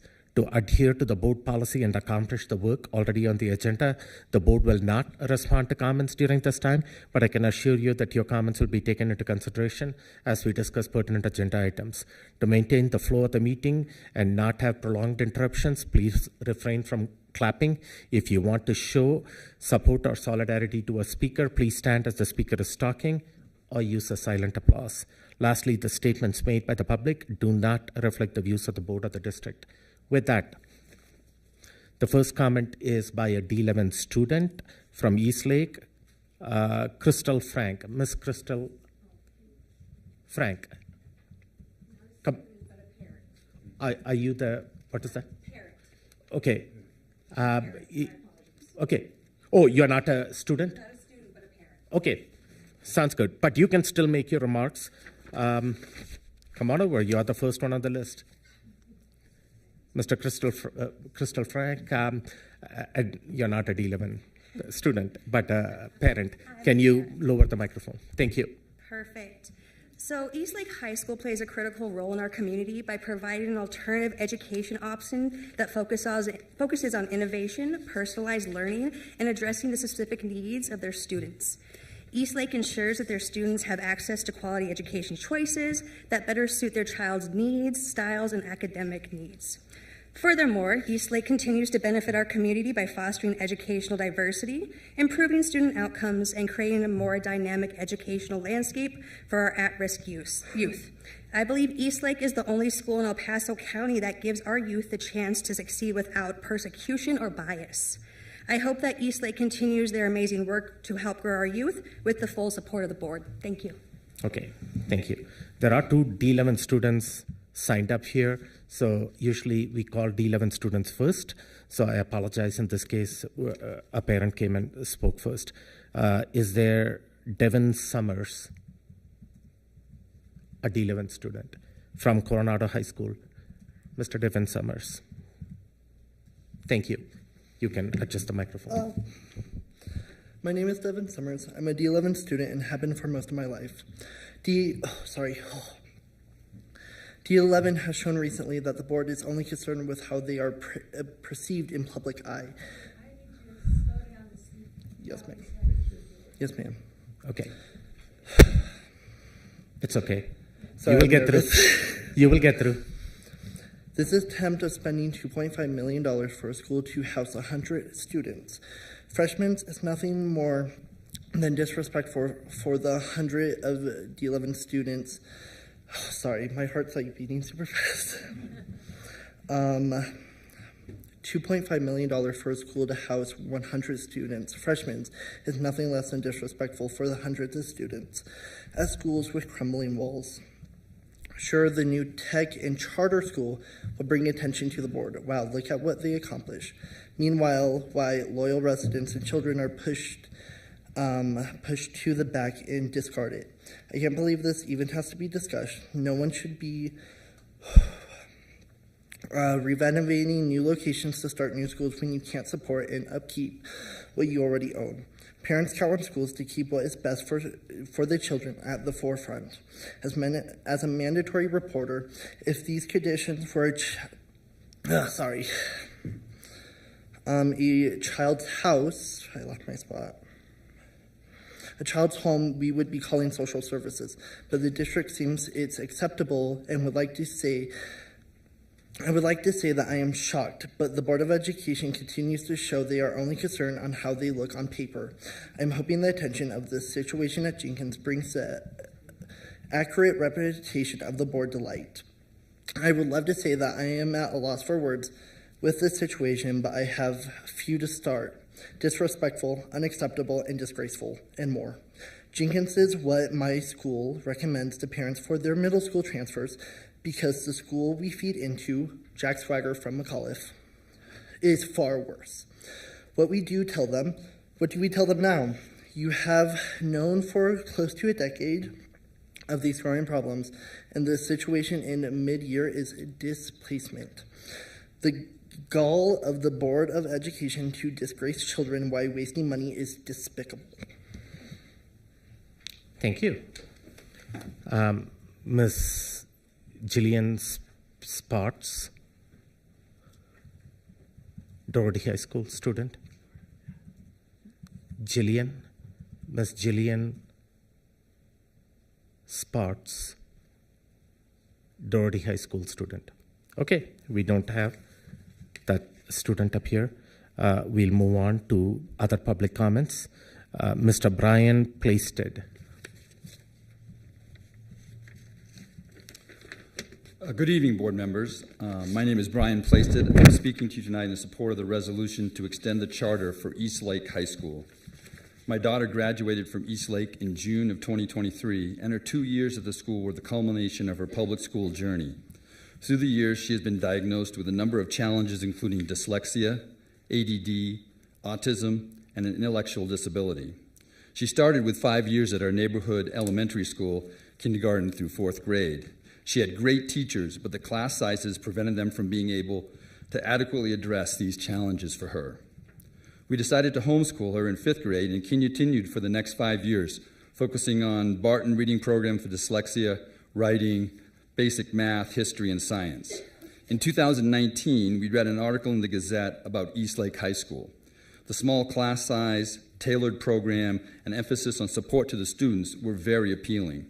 We visited the school, but the onset of the COVID pandemic pushed back her start until May of 2021. From the beginning, we were amazed at the support that our daughter received and the educational gains that she made. Entering as a 10th grader, we expected our daughter to complete her graduation requirements in 3 years. With the support of her teachers and staff, and especially want to note Don Nelson and Principal Barry as key for her success, she was able to accomplish that goal in 2 years. She had always struggled in math, but was able to complete the algebra requirements for graduation. But in addition to an education, the school also gave her confidence and the ability to identify her strengths as well as areas for improvement. Our daughter is currently volunteering in an elementary special education class in a local public school and is working with the Department of Vocational Rehab to find work matching her skills.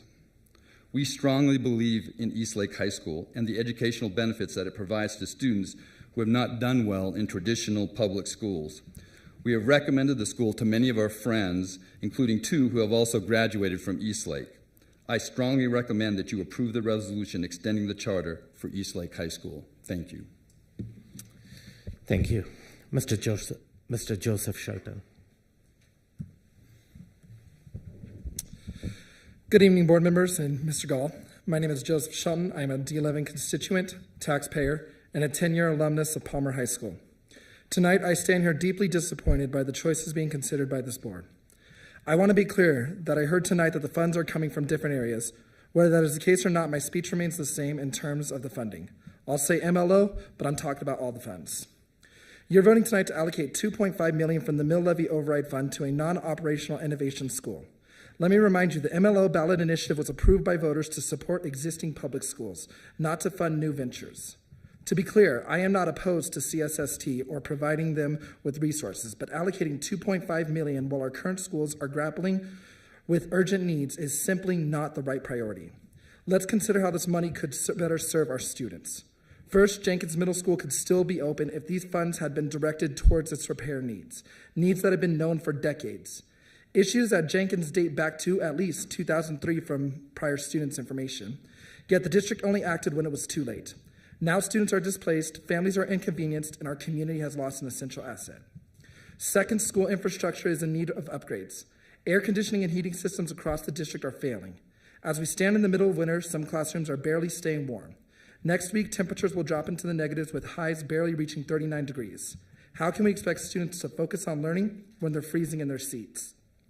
Third, our teachers deserve better. The MLO funds were meant to help with retention by offering competitive salaries. Instead, you provided raises that barely address the rising cost of living.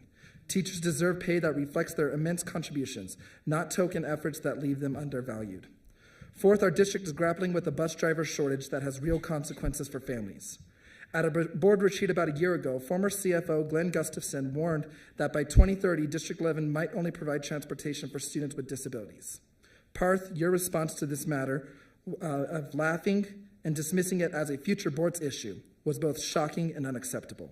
Our transportation challenge demands action now, not apathy. Finally, mental health resources are critically underfunded. When voters approved the MLO, they anticipated investments in counselors, nurses, psychologists, and social workers, professionals who are vital for our students' well-being. While you've added school resource officers to middle schools, you've fallen short on fulfilling essential commitments to mental health. This board has repeatedly failed to honor its promises, eroding trust of parents, teachers, staff, and community members. Teachers ask for fair wages, and you've responded with inadequate raises. They ask for basic supplies, and you've provided temporary fixes that still leave them short. Staff members spoke out about your dishonesty, and you terminated their jobs. You've even ended the master agreement prioritizing personal politics over the needs of educators. This pattern of misplaced priorities cannot continue. My name is Joseph Shun, and I am not against CSST. What I am against is mismanagement of funds when our schools are falling apart. That is why tonight I am proud to announce that in November I will be running for the Colorado Springs School District 11 Board of Education to fight to hold this board accountable and focus on true matters. Your time is done.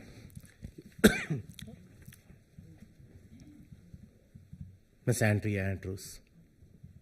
Andrea Andrews. Thank you.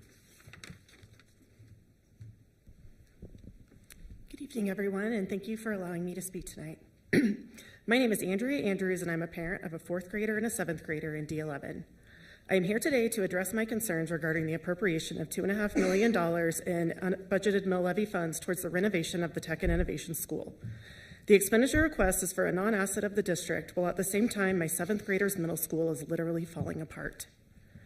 The district has had knowledge of the issues at Jenkins for a decade, resulting in what is now a hastily assembled stopgap to split Jenkins students, notably putting 7th and 8th graders at Doherty High School, and removing them from their middle school culture and experience at a time they developmentally need it most. It is somewhat baffling to me as a financial professional that a comprehensive risk management strategy and contingency plan for Jenkins was never created with the knowledge of the structural issues that have been brought to everyone's attention over the last decade. You continue to defer maintenance on the building and bury your heads in the sand. The funds being requested from the mill levy will allow the advancement of Mr. Gall's special project, an organization where he holds a board seat. It is implausible to believe the timing of this decision to keep the issues at Jenkins private has nothing to do with his desire to appropriate the funds towards this initiative. Colorado law requires school district boards to adopt policies of conflict of interest to prevent this from happening. Mr. Gall's participation on the board for the Colorado Springs School of Technology raises questions on whether he is looking out for the best interest of the over 22,000 students in the district or himself and his new project. My question to you is, can you not see the appearance of a cover-up and conflict of interest that this presents to all of you? While you may be able to convince yourself otherwise, it has been a massive failure of the district to not address the structural issues at Jenkins during the past decade in favor of pushing this initiative ahead of the imminent closure of Jenkins. It also appears in the mid-year budget revision approvals that capital expenditures for Jenkins were not taken into consideration for approval today, even though this issue has been known for over a month. To be honest, the optics of this decision-making and obvious lack of useful communication have been abysmal, and it clearly shows the prioritization of pet projects over all else. Brushing the Jenkins community under the rug at the same time that teachers are fighting for their rights with your dissolution of the master agreement and now voting to renovate a non-district asset for $2.5 million has demonstrated that this flashy proposed new school has pulled resources and attention to its benefit as opposed to taking care of the well-known established Jenkins. I encourage all of you to do the right thing by your well-performing existing schools and vote no on the mill levy override, which we know now is not happening tonight. for the purpose of the Colorado School of Technology. Thank you for your time this evening. Thank you. Appreciate it. That's the number of people that have signed up for public comments for this evening. So thank you for your public comments, and the board appreciates your feedback. Moving on to the action item, agenda item. The first item on the agenda is the District Review Charter School Renewal Application for East Lake High School. Director Jurgensen, can you please make the motion for action item D1, District Review Charter School Renewal Application, East Lake High School? Yes, it'd be my pleasure. I move that the Board of Education adopts Resolution 2025-15, the renewal application for East Lake High School. Second. Moved and seconded. Superintendent Gall and the board. This item was reviewed at the meeting last week, at the January 8th regular school board meeting last week. Are there any additional information for the board at this time? There's no additional information.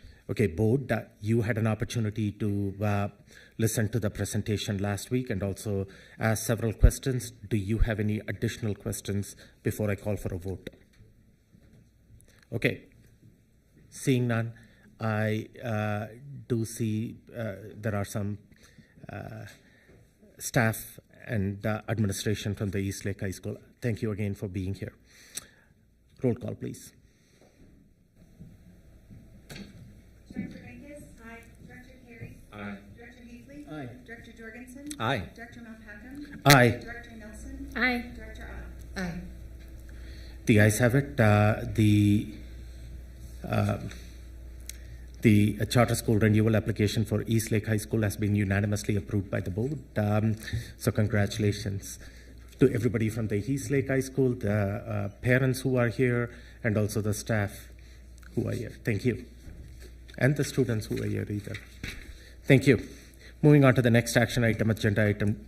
This is for the Community Prep High School. Director Nelson, can you please make the motion for action item D2, District Review Charter School Renewal Application, Community Prep High School?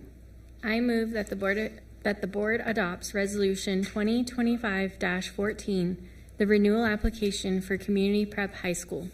Second. Moved and seconded. Again, any additional information? Board, any additional questions? Okay, seeing none, roll call, please. Director Venkis? Aye. Director Carey? Aye. Director Heatley? Aye. Director Jorgensen? Aye. Director Malpacum? Aye. Director Nelson? Aye. Director Ott? Aye. So the board again, and I see the administration from Community Prep High School. Congratulations, the board unanimously approved your renewal application to both Community Prep High School and East Lake High School. Thank you. You are part of the D11 portfolio of schools, and the clear expectation is excellence in each one of our schools. So, and we look forward to visiting your schools and interacting with your staff. Thank you so much. Appreciate it.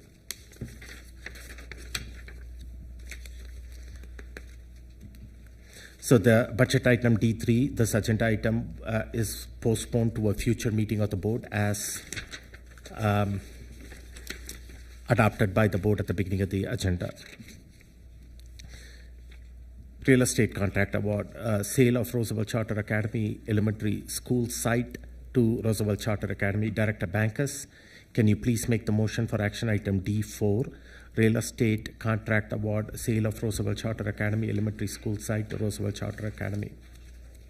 I move that the Board of Education approves the sale of the Roosevelt Charter Academy Elementary School site located at 205 Byron Drive, Colorado Springs, 80910, to Roosevelt Charter Academy at a sale price of $8,150,000 and authorizes Chris Odom, Chief Operations Officer, to execute the documents to effectuate the real estate contract for this school site.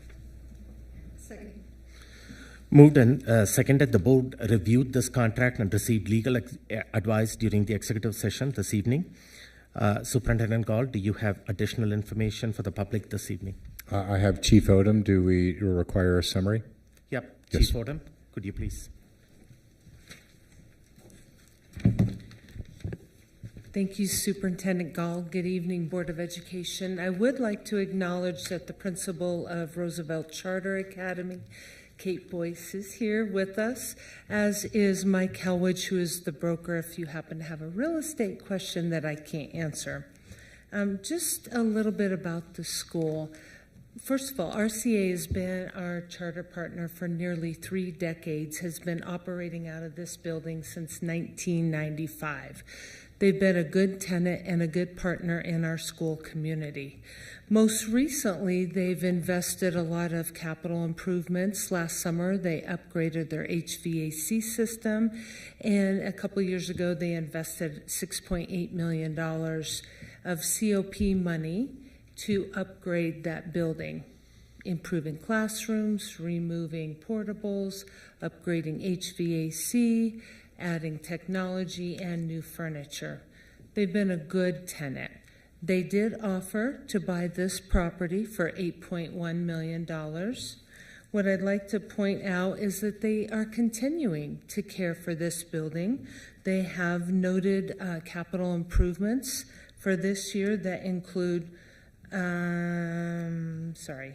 roof replacement, ceiling grid replacement, and lighting overhaul. They do want to comply and upgrade their ADA access, and in the next couple years, they want to improve preschool space and addition for gym and lab space. In the board packet is a highlight of what this contract offers. I'd like to point out a couple of important notable items. One, the buyer is paying all closing and broker fees. They are desiring to close in April of this year. That's a very quick turnaround.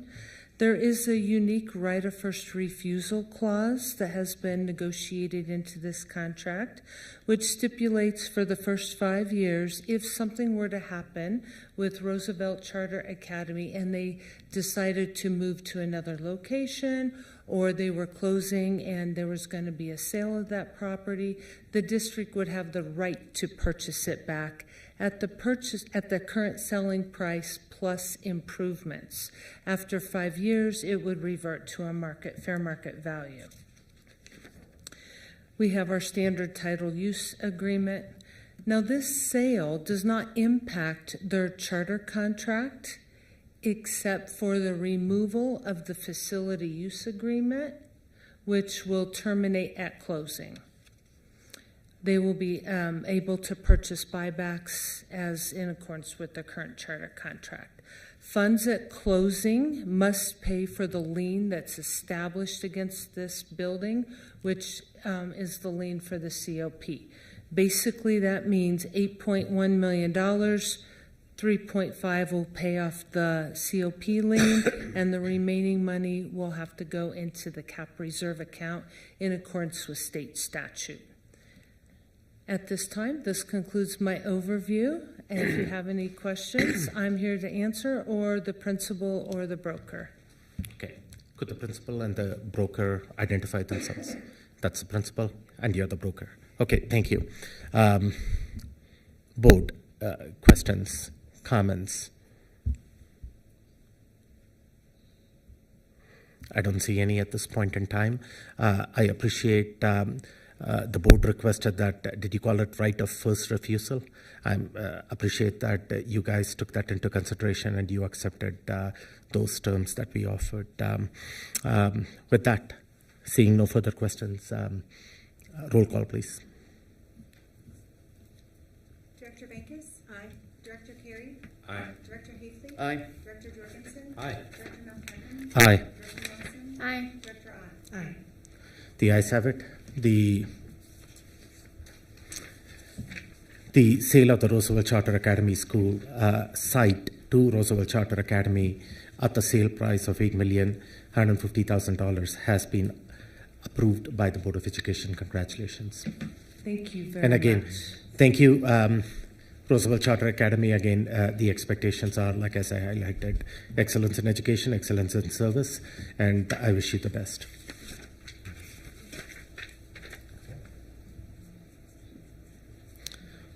Moving on to the next action item agenda, on today's agenda, mid-year modifications to the 2024-25 adopted budget. Director Carey, can you please make the motion for action item D5, mid-year modifications to the 2024-25 adopted budget? Yes, I move that the Board of Education adopts Resolution 2025-16, mid-year modifications to the 2024-2025 adopted budget. Second. Moved and seconded. This item, board, was reviewed last week during the January 8th regular board meeting. Superintendent Gall, any additional information? No. Okay, board, any additional questions do you have after the discussion last week? Seeing none. Just for the point of clarity, Dr. Comfort, there was a comment made that about the why the Jenkins Jenkins renovation or the Jenkins situation is not addressed in the mid-year modification request. Could you give the timeline on how this goes through the various committees and come in front of the board and why that is not there at this point in time? Absolutely. Just answer the question of that. Yep, yeah, absolutely. So as the board knows, we go through a really intensive mid-year budget process, both internally and with our DAC budget subcommittee. Speaking specific to the question, as we do any time outside of our normal budget window, when a capital need arises and we need to address it, we will bring it to the board as an individual item. And so when we are prepared to allocate and address the issues at Jenkins, we will bring that as a standalone agenda item and allocate those resources and get going on it. Yeah, thank you. Seeing no questions at this time, roll call, please. Director Venkis? Aye. Director Carey? Aye. Director Hafley? Aye. Director Jorgensen? Aye. Director Malpacum? Aye. Director Nelson? Aye. Director Ott? Aye. Okay. That action item has also been approved by the board unanimously.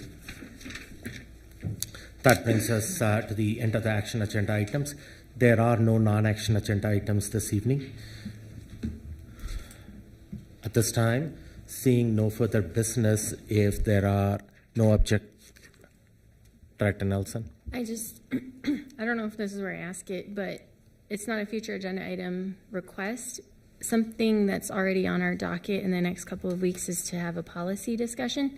And I was wondering if the board could receive some guidance on what policies we will be reviewing in that meeting with a little bit more notice, like a week of notice of here are the policies we're going to be reviewing, just because that takes more preparation time generally for me personally. So rather than us learning the Friday for the Wednesday meeting, if there's going to be like 6 policies, I just would like a little more time if possible. Dr. X, do you want to come up and answer the question? I know that one of the policies that we talked about, I'm trying to remember the alphabet soup for that policy. Which one was the name change? What is it called? The AC series of policies. Okay. Yeah. Good evening, President Malpacum, Superintendent Gall, members of the board. Before I get to some quick updates, I would like to thank Melissa for all the work she's done. If you have not heard, we have now taken all of the board policies and placed them inside of board docs. We did receive a training this morning on how to create red lines, create the edits. So that work will be ongoing in board docs and you'll have access to that. So no longer will you have to wait for a Friday update. As you're briefed on which ones are coming up on the agenda, they'll be in board docs and you'll see red line versions of those. So this will allow greater transparency and will provide that information for you. The AC series on discrimination, we did receive some guidance that there have been some changes because of the federal ruling last week from Kentucky. We also believe that there may be some additional changes next week under the new federal administration that could affect the writing of those policies. So we're holding off on waiting to see what comes and getting advice from Deb Menkins. But Director Natasha, our EEOC Ombuds director, did inform us that those changes do not require us to have to make an immediate change to AC because of the ruling that was in that. I'm sorry, they don't require what? They won't require us to make the changes to AC that we were working on. So we're going to review it with Deb Menkins to make sure that we're in line and we can bring those back. But the federal guidance has now changed and will be our guide for that. We are working on LBD, which Director Ott did share with us is due by the end of February. LBD is our relationship with district charter schools, so we're in the revision process of that right now. And I am going to be working with Director Kilroy on that and what that language looks like. There is some guidance coming from CASB in terms of the timeline for charter school applications. From there, we'll then be moving to the G series and the H series of policies. G series is personnel, and the H series of policies. That's going to go hand in hand with decisions the board made at the will of the board last month, as well as the meetings of the EEG. And we'll make sure that the G series, which is the personnel series, and the H series are done in a timely fashion to coincide with other deadlines. The G series and the H series, I have met with Executive Director of Talent Management, Ms. Harris, and we've already started to begin the work of some initial review and draft of those G series for when we can bring them to a future work session sometime in the coming months or weeks. Okay, so I can talk to you behind. What I mean is, I can talk to you offline to ensure if the board needs any of this in a timely manner, so they can review and provide input. If you can provide that in a timely manner, so to Director Nelson's request, board directors have the time to process that information, review it, and provide their input. Correct. And for the G series and the H series tonight, I'm here for the work session to glean whatever guidance and the will of the board is related to those. Okay. And policy ACA was the one that I referenced, the name change policy. Yes, policy AC and policy ACA. We're going to make sure we wrap everything together because there were some umbrella policies that had some revisions at that time too. Okay, thank you. That answer your question? Yes. Okay, thank you. Okay. Seeing no further business, if there are no objections, this meeting will adjourn at 7:46 p.m. The meeting is adjourned at 7:46 p.m.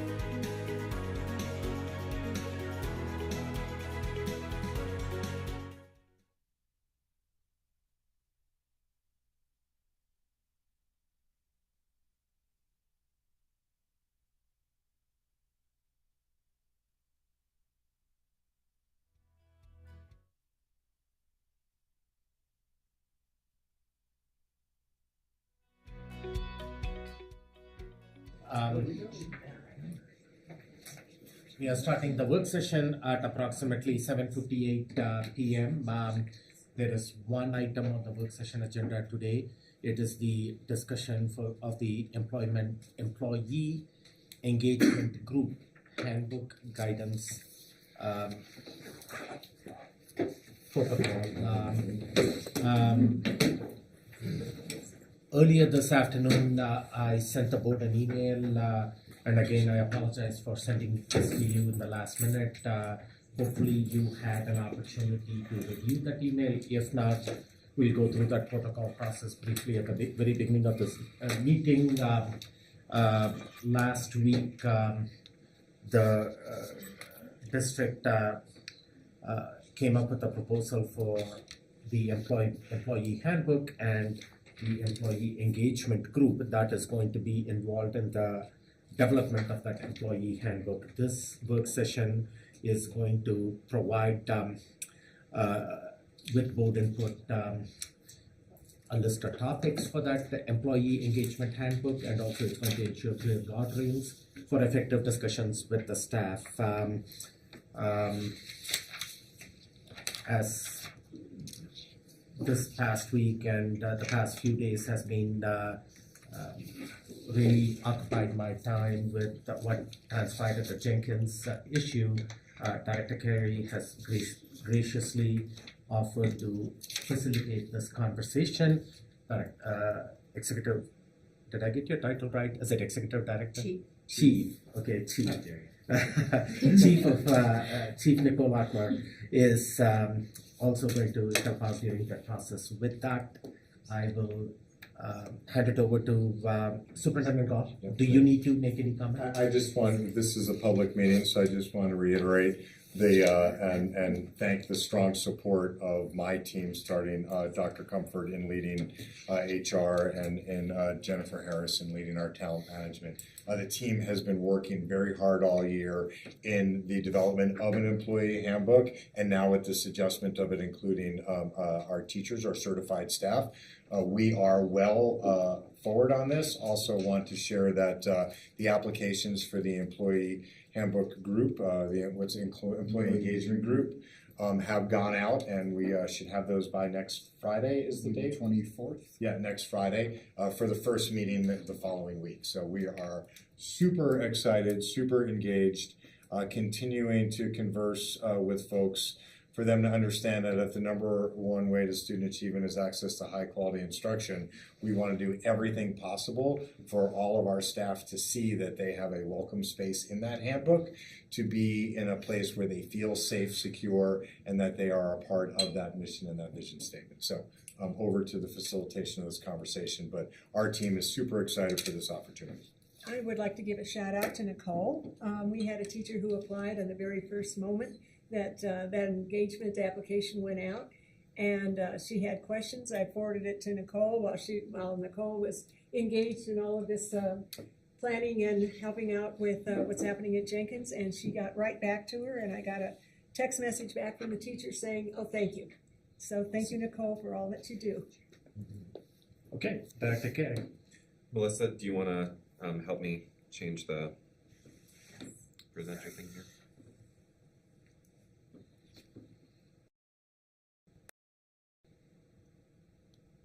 I'll explain why in just a moment.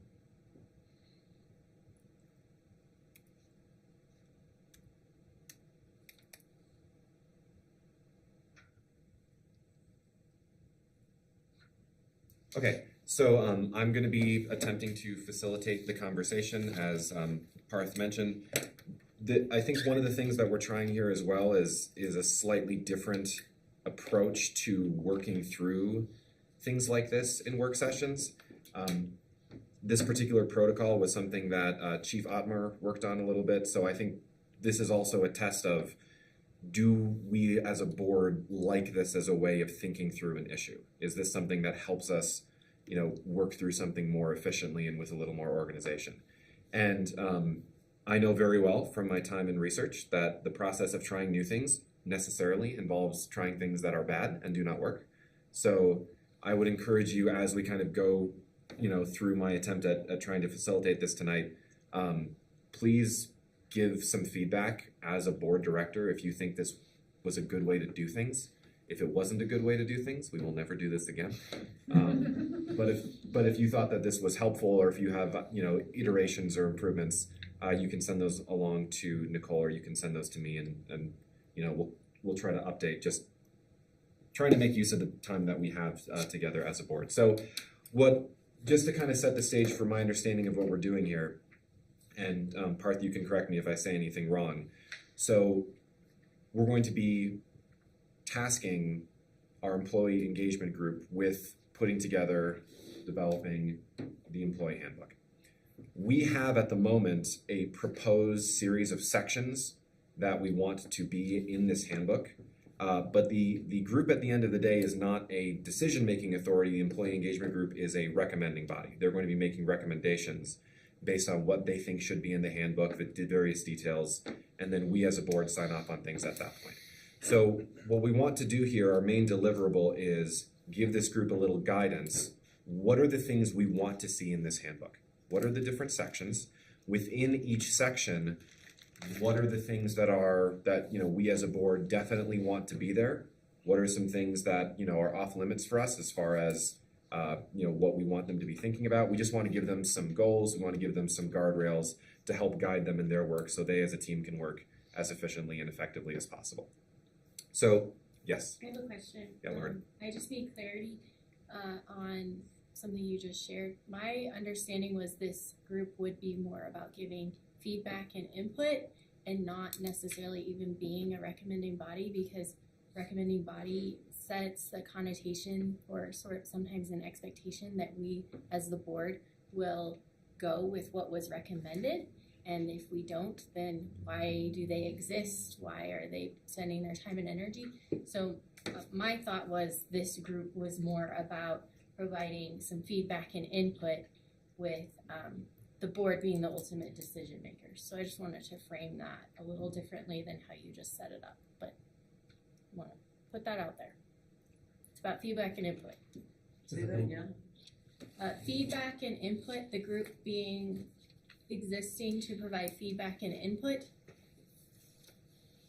And that's the definition that we're looking for when we are, if we're going to use the word collaboration, it's about feedback and input and not decision making, not even recommendations. Because in my experience, when a committee has the incentive that they're giving a recommendation, if we don't go with that recommendation, then we're seen as why does this committee exist if we're not going to go with that recommendation? So I just wanted to reframe the definition of, collaboration in this group is strictly we're looking for your feedback and your input based on your experiences and what you think will best improve your working environment.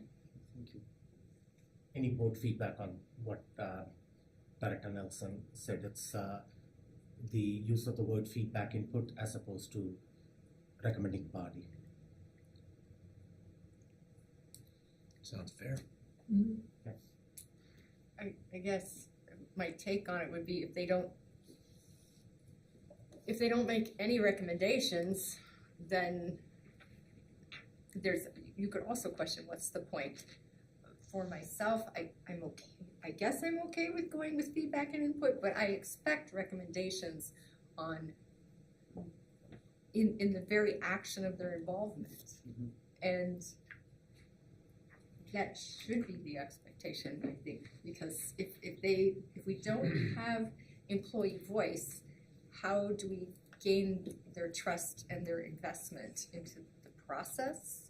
So I'll leave it at that for now. Feedback and input is still voice. So I just wanted to counter that we're not negating voice. We are still getting voice.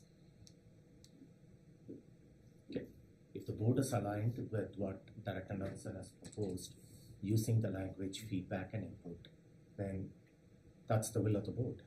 If the board feels that it is better to use the word recommending body, then provide that feedback at this point in time, and we can take the will of the board if necessary at this point. Is this like a big design lab? Is that something that we can consider that? I think you can consider components of that, absolutely. Definitely what Director Carey said, we need the guardrails to understand exactly what we want the group to be working on. We could think about other groups that we've had working in the past, or we could say committees, like when you would have the policy committee and then they would come back and be like, but what does the board want to see? And it was just this back and forth of that all the time. We know we've got a tight timeline, so we want the vision set today of what are the categories that the group wants working within, and then we'll go back and facilitate toward that end of, here's a category, let's go ahead and dig into it, seek feedback and input within that category. What does this look like in the text that we're developing? And then bring that to the board, obviously, once the entire handbook's done. But we definitely need to understand what do those sections look like and what are the guardrails that the board wants within them. All right, thank you. Okay, I don't see any objections at this point in time to what Director Nelson stated. Okay, you would prefer recommending body? Yeah, I'm fine with recommending. Okay, anybody else have the same opinion as Director Ott as calling this a recommending body? Quick question. At the end of the day, procedurally, refresh my memory, is the board going to vote on the employee handbook? Is that something that's going to be kind of handled within operations and we're giving Mike some direction? Down the road, once this group has, taken a crack at the document, where do we come back in? I can talk about past practices as far as the ESP group and Exec Pro group, and correct me if I'm wrong in this. Those have come in front of the board for board approval at the end of the employee handbooks and both of those things. So if we follow that same practice, I would assume that this employee handbook that is being proposed would come in front of the board and the board would formally adopt it at the end of the year. Provide you answer. And in those handbooks, were those recommendations or were those feedback and input? What do we tell calendar committee, for instance? Feedback and input. That's what we tell them? Yeah, and that we will bring forward a calendar to the board and then, right. But that one also has procedures where it needed to go through joint council and pieces like that.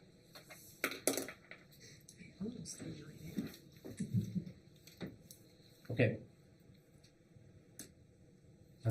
Yeah, I guess I don't have strong feelings as to the wording. I think the point is, at the end of the day, it sounds like the board is going to vote on the final product.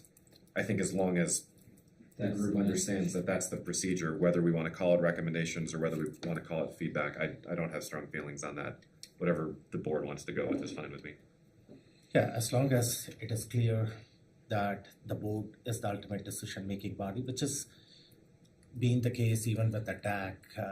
Usually they call it the DAC recommendations that come to the board, or the budget subcommittee recommendations that come to the board, and sometimes the board disagrees with those recommendations, and since we are the recommending body, but if the board strongly feels it is better to use the word feedback or input, then I don't have any problem with that either. So unless board members have a strong objection, I don't have a personal preference one way or the other. Use all three words and let's move on. Yeah. Great. Okay. This is silly. Let's move on. Okay. But we already had no other objections. We had one objection. So can we just stick with feedback and input? Because nobody else objected. So I agree, move on. Okay. Director Nelson made a point that she wants this to be called feedback and input, and I think we are going into semantics at this time. So feedback and input. That's fine. Okay. Go ahead, Director Carey. Okay. So the intended format here is, and hopefully this is nice and responsive and not laggy. Oh, geez. Okay, so I'm going to project my screen just so sort of we can work through this in real time. At the start, I have language that the board has put out there publicly with respect to the commitments that we've made for what we intend to remain constant as we kind of move forward as a district. So I just wanted to have that language there for us all to, to remember and work through. So at the moment, the proposed sections I have below that have kind of been organized. The intended format here is we're going to do a quick round, just staying at a very high level, taking a look at those sections, and we're going to just check, are we happy with those sections as they are? Are there sections that we do not want this group to be considering? Are there sections that we think this group should be considering that are not currently on the list? I'll keep notes of what you all think, whether there are sections you want to remove, whether there are sections you want to add, whether you're happy with the list as written. And then once we're done with that initial round, we'll go into each of those points in more detail and, say under communication. We'll then check with the room and say, are there specific things that you want this group to be considering within this category? Either things that, you want them to be thinking about in a positive way, you need to make sure that the document has X, Y, and Z, or guardrails that you want to put on the process, where you want the group to kind of stay away from those ideas. Does that make sense to everybody? Okay, so let me kind of scroll down here just to make sure you can see the whole list. Question, Julie? I want to address the commitment statement at the beginning, because I have heard from more employees in the last week about this statement, and I know some of them have contacted, we all know, hopefully, the email, that some of them have contacted Jim Harris. So when we say that those benefits and all of that information, that first sentence, remain in place with no changes, are we saying that we do not plan on changing, in particular, sick leave payout and retirement benefits, post-employment benefits, the insurance, and just those items in general? Will they remain in place for 2025 to 26? Are you well on board? I vote yes for that. Well, we won't vote, but thumbs up. All right, I give it like 2, 3, 4 thumbs up. It still counts as 1 thumbs up. So, Director Nelson had a point. Just to talk through timing, generally those conversations happen in discussion of, compensation packages and those kinds of things, and we're just not there yet. Like our budget development process isn't to that point that we're talking about compensation packages for next year. Now, I don't want to commit something because the board has not had that conversation. Like I can't say something as the treasurer because as a board, we just haven't had that conversation. So I don't know how to answer that because we haven't talked about it as a board. Okay. But it has been a consistent thing in the district for years. Yes, and with the termination of the master agreement, like I said, it's 2 teachers and an ESP have reached out and said, if that's going away, I might retire this year if it goes away next year.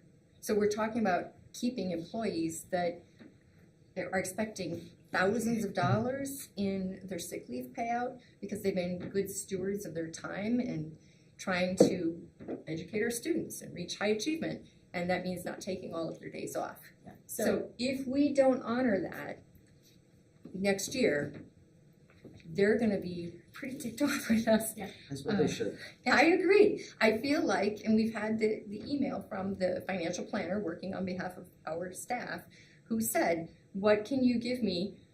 Because I'm trying to advise people and they don't know how to make those decisions right now. And I think that we, as I've emailed them, I think we as a board need to give them a year's heads up on what the following year will be, to be respectful of them trying to make those decisions. So, and I think you're talking about compensation, and we haven't talked about what that process would look like because we're not going to be in negotiations for that. But I was thinking when I looked at the list, the same sort of thing that you're thinking about, things that have already been established, practiced over time, and we're talking about retirement benefits. We're talking about how you can be in that top 40 and on and on. Those things that have been in place. So I think it's 2 different things. At least what I'm hearing is 2 different things.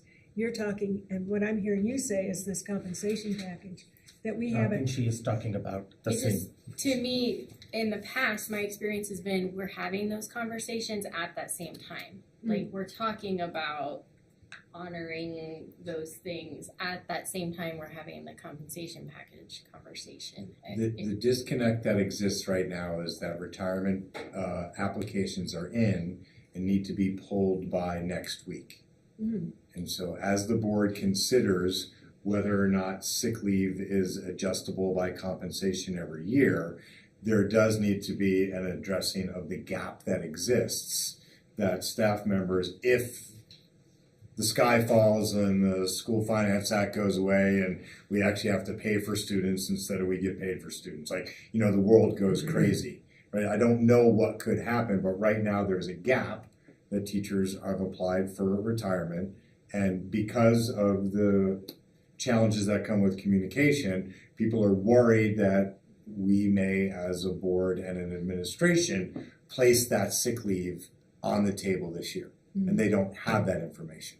So I do think that there's an opportunity in the employee handbook to make, because we're going to review and approve employee handbooks every year, but that we cover that gap that says for 25, 26, that gets approved in it's 25 right now, right? So you're rewarding that sick leave for the year forward instead of for you're stuck in a corner. How do you make that decision right now? Because we don't know what we don't know. Well, and how is this, I don't understand how this is different. I get it's different with the teachers and the master agreement, but what has changed that now this rumor is out there? Because things haven't changed for exec pros and ESPs. They're the ones we're also hearing from. So I'm confused why they didn't have the assurance before. So I don't understand, I guess, why it's different Well, now. the assurance was in the agreement. In the master agreement, but not for not for ESP and exec pros. From my understanding, maybe we can. It was, Talent management people. it is addressed in that employee handbook, and It's on the FAQs on the website. well, Yeah, that's, I understand. Go ahead. If I may, I do think we're living in 2 years, right? So we will absolutely, because that was agreed upon last year in last year's handbooks, including the master agreement, fulfill on the retirement incentive for people who are doing that right now, right? We absolutely will.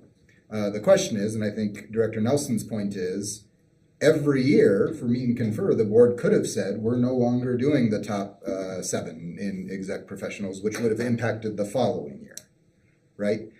So there's no risk to people who are living in the moment right now saying, I've submitted my retirement paperwork. I need to know by the 21st. We will fulfill on that obligation for the remainder of this year. Thank you for clarifying. If the board is interested in thinking about that next year, I think that's fair, but I just want to make sure for anybody listening, the millions listening, that we will absolutely fulfill on our obligations for the remainder of the academic year. So you're talking about this year, there is going to be the obligation to fulfill according to the master agreement and employee handbook, but for 25-26, we will go through the process and then come out of it. I'm saying that's an option. The board absolutely can make the commitment for 25-26, but I'm just saying people who right now have their retirement paperwork in, there is no risk to them fulfilling, the district fulfilling on that obligation. Well, it shouldn't be. The master agreement is still in effect until the end of June. Absolutely. As are the meet and confer handbooks that have been established. But it is people deciding about the threat in the next school year. That's what I am addressing. And I understand that we haven't had that conversation, but I really do feel like we have to have that conversation a year in advance almost. And I realize we can't establish that for the board is sworn in next November, December timeframe for the following year. But it's a very real concern on whether or not people retire this year because they know they're guaranteed, because we said it will remain in place with no changes. But I can read between the lines. That doesn't guarantee, no changes next year. So people are ready to bail. And I think it's a concern that we should have. Maybe it's just 3 people. Maybe, since I never hear from teachers about this time of year otherwise, it might be just the tip of the iceberg and make the decision for a number of people. If they think that they're going to miss out on thousands or tens of thousands of hours or days, some of them are hundreds of hours, which translate to thousands of dollars. I hear you, and What are you asking? Are you asking for us to discuss the 25-26? I am hopeful that you all would be willing to make a commitment so our employees understand what remain in place with no changes means, if that stands for the 25-26 school year, as far as keeping their leave. And I understand that we don't know exactly what the future holds financially, but I don't think we would have made the commitment to change it if we hadn't terminated the master agreement. And I think also this board has expressed that they want to do better despite the master agreement going away. Several of us have spoken to how things will be better in the future, better, just as competitive, a master compensation package and retirement benefits. So to me, this is our chance to say that's true. Making it less. No, it's gonna. Jason? Yeah, the way that I read in the master agreement update on the Board of Education, the letter we sent out, is understanding that's where this quote came from. It's the second bullet point. Understanding that although the master agreement expires on June 30th, 2025, that these things would remain in place with no changes for the next school year. That's just that next year. And the way I believe I've been responding without correction in emails has been, we can say that these things are going to be in place with no changes for 25-26, but above and beyond that, it is too far to talk about things or to know how we want to build, compensation packages and grandfather and older employees and offer new things. So when I read this and how I've been responding as a secretary is, this means 25-26 school year. Beyond that, we can't, obviously there's a new board, there's, who knows if the BSF comes back from the legislature. I mean, we don't know. But I think you need to, if I read this how I'm reading it and how I'm responding on behalf of the board, without correction at this point, that this has to at least be in place 25-26. So that's how I'm reading this. And that's the same way I've been responding to people, like in one-on-one conversations. Which is what you're as well. saying, right? Yeah, that's what Julie is saying. I think Lauren Burton also was saying that it's only for this year, but 25-26, we'll have that conversation in the spring. It'll be 3 new board members, it'll be who knows what's going on at the state, it's all sorts of new things, but We are the board that's deciding 25-26, if I'm Exactly. understanding the timing. That's what I'm saying. So could we get thumbs as saying this is a guardrail that we are going to impose on the group? When we say this statement, salary, schedule, benefits, leave remain the same, we mean that, don't mess with that stuff? For 25-26. For 25-26. For 25-26. we owe that stability. Yes. Absolutely. So then we don't have any discussion. Good luck. That's okay. Transition year is also in question, so. Transition year is not currently guaranteed. It Yeah, is it's not. even by the master agreement. Transition year is at Needs the based. recommendation of the supervisor. Yeah, okay. So that might be something we need to sort out in this handbook with this group. We won't change that language, but that's a conversation with the members. We comfortable with that language for the AY 26 year? The employee group needs to hold the above to the greatest extent possible? Happy with that? Yes.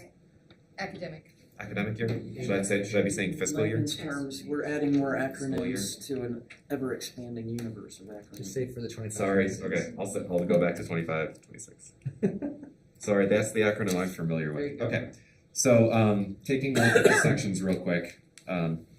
Thank you, Director Ott, for making that point as clear as we can. So again, so the intention is take a look at the sections. Are there sections you think we're missing? Are there sections that you think are extraneous? Are you happy with the list as is? Change the word registration to resignation. Did I mistype that? Yeah. Lauren, do you have any thoughts as to this Is list? this the same list that was on the slides?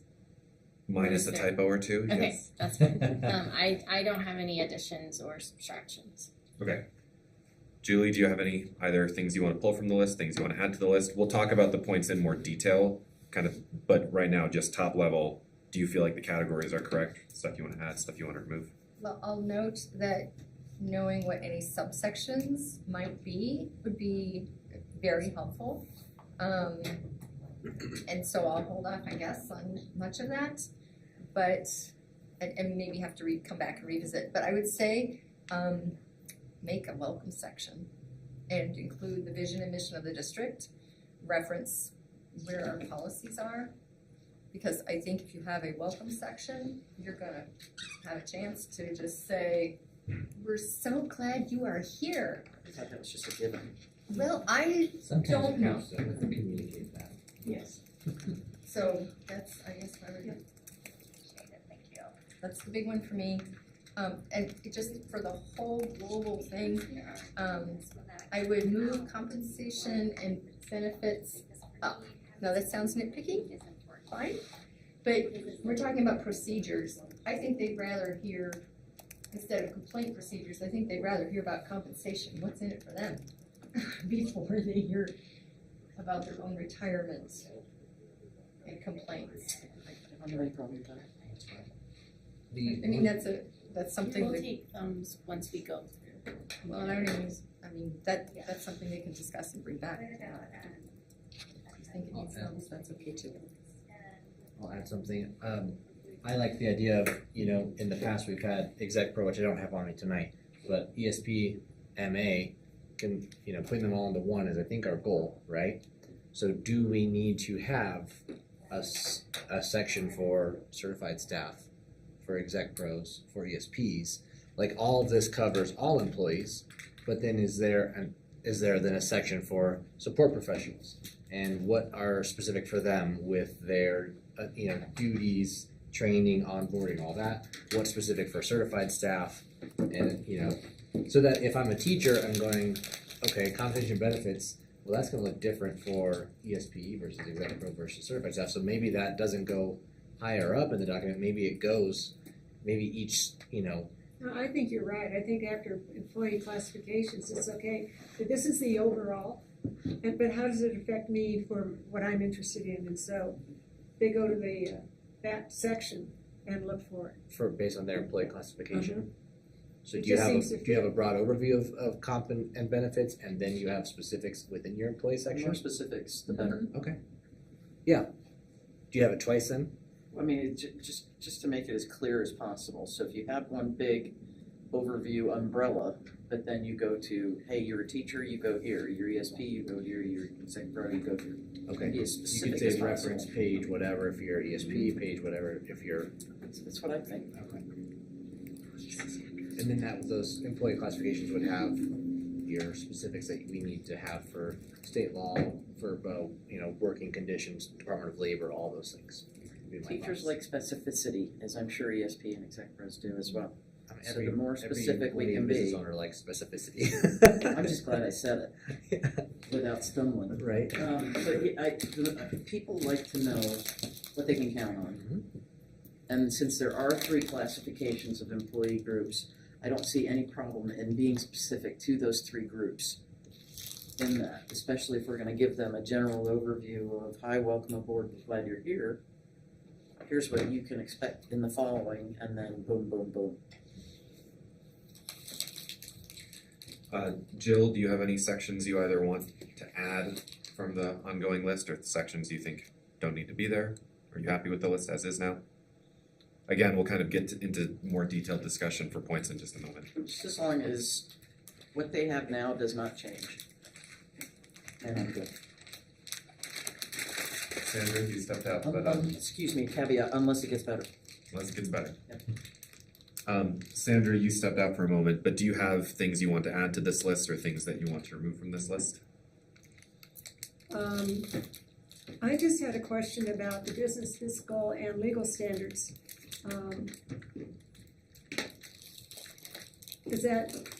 Is the committee really able to actually discuss that? It seems more of a staff who works in those areas all the time that would have information. Can you define that? What exactly? Jen, do you want to speak to that?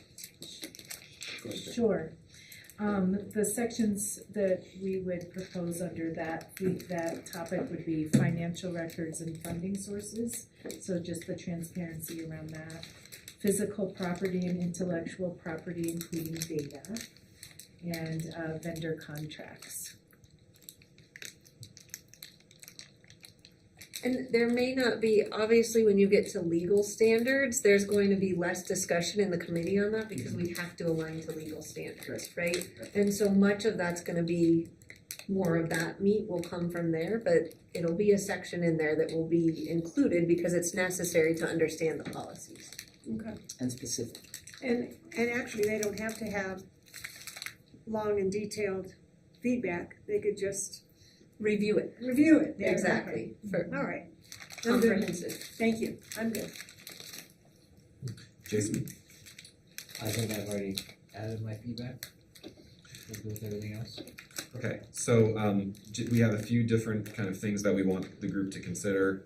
Adding the welcome section, that was Julie's suggestion, moving compensation and benefits a little bit earlier in the proposed document, and then adding in some specific sections for the different employee classifications. So for those three things, let's just take thumbs real quick and then we'll kind of start getting into the weeds on the individuals. Does that sound good? Go ahead. Julie, similar. Can I just put out the other things that I'm hoping we'll cover, since I don't know how they're encompassed here? Sure. And then maybe, like Sandra's question, we can be told what's in there or whatever. So, I don't know if you want to talk about working conditions, which I don't know exactly where that is. I think it is isn't that in the commitments? Yeah, way at the top. At the top. Did we put that in a commitment? That is a phrase in the board commitments quote that we have. I guess when working conditions to me would seem like things under in general employment policies would fall under that. Okay. Health and safety, like I think working conditions is broadly a lot of these ideas. Are there specific parts of working conditions that you feel like is not represented in any of these subcategories yet? I don't know. Okay. The next one would be employee evaluation, employee discipline. Yeah, what would that fall So that under? might be general employment, but again, I don't know. In our past handbooks, we've had student discipline, so I don't know if that needs to go in the handbook here. Under procedures, we have resignation and retirement, but not necessarily termination. So maybe that, again, is under general employment policy, but it seems like it would be part of procedures if we're gonna talk about these others. Salaries and stipends, we list compensation generally, but we don't have a for compensation itself. Let me see. I'm assuming grievances fall under complaint procedure if we are having grievances. I don't know. Sexual harassment, I assume comes under complaint procedure, but or maybe it comes under general employment, health and safety. So I'm just putting them out there. Good, keep going. Yeah, and we can see where they need to go. Under compensation and benefits, I know we have leave down, I thought we had leave, there it is, leaves, okay. And so we had sick bank ongoing, so I don't know if that would be part of these or part of procedure or again, employment policies. And I think we as a board also need to discuss what is the employee role, employee representation? Do they get to negotiate at all? Are we doing away with joint counsel and meet and confer? Because I don't have confidence that those are in here at all. So I'll read those again, joint counsel. Because at some point, how does an employee let us know that there's a like systemic problem? Who do they talk to? Where do they feel like they can come and help problem solve within the district? And that would come back perhaps to employee representation. I put that under procedures. Do you want me to put that somewhere else? Not right now. I mean, I like to think that we would trust this intelligent group of people to figure out if it should go somewhere else. But that might be a recommendation, so. I think under procedures as well, we should have something stated, the time at which we'll come back together to review our compensation plan for the following year. That's a great idea. So people know in advance. Just to make sure I understand the suggestion. So explicitly call out the timing for review of the handbook or compensation specifically, both? I think of compensation. People need, well, let me think about that. People would like to know a year in advance. So they start this next school year. They should know when we're going to come back together again and look at the handbook, and included in that handbook is a timeline that says, this is what we're putting in place for the following year. Just like we're doing now. This is January. And so we're looking at what we're doing for next year. Is that too early in the school year to plan for the following year? I don't know. How far in advance people... Compensation and feedback. Mm-hmm. Yeah. Yes, compensation and feedback. Yeah. Mm-hmm. To some extent, yes, I agree. I think we could establish, do we think that they'll be able to keep leave? Do we think that they'd be able to do a transition year? But to be fair, to Director Nelson's point, we can't necessarily negotiate all that compensation until we absolutely know how the school budgets are looking, school finance. And I agree with that, but I think people also need to have some idea of when that conversation is going to take place. True. And if it's going to be in March, if it's going to be in April, then we need to say in the spring semester, or... Well, does that date need to change from what it is already? I'm not talking about a specific date. Well, it could be a specific date. I mean, we had a specific date for making a decision on the union contract. We have a specific date to meet and confer or go into negotiation. So I don't know. I just know that it needs to be in there so that people can start the school year or end this school year, well, end a year from now, knowing that it's going to be a conversation and they can make plans on it, that it's going to be a decision. They don't have to worry about it. So I don't know when it needs to take place. But it needs to be stated that it will. So people don't go, well, it's March and I need to know what I'm going to do next year. Are they going to let me do? That's right. It's January and they want to know. Yeah. Because they have to decide on that retirement. Mm-hmm. Yeah. And just one other thought is, since I brought that up in the first place, of what they want to know when they have to know for retirement choices.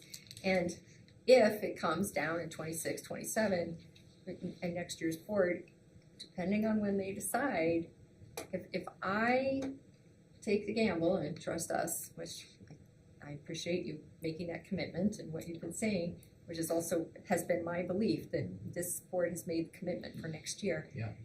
Next year, if they don't have that guarantee that they can have those sick days again the following year, then they will start taking sick days, right? So I think it would be a good idea for the board to have a plan, even in the fall, about what it wants to do the following year, so people aren't taking sick days left and right because they earned them, and then they want to take a month off.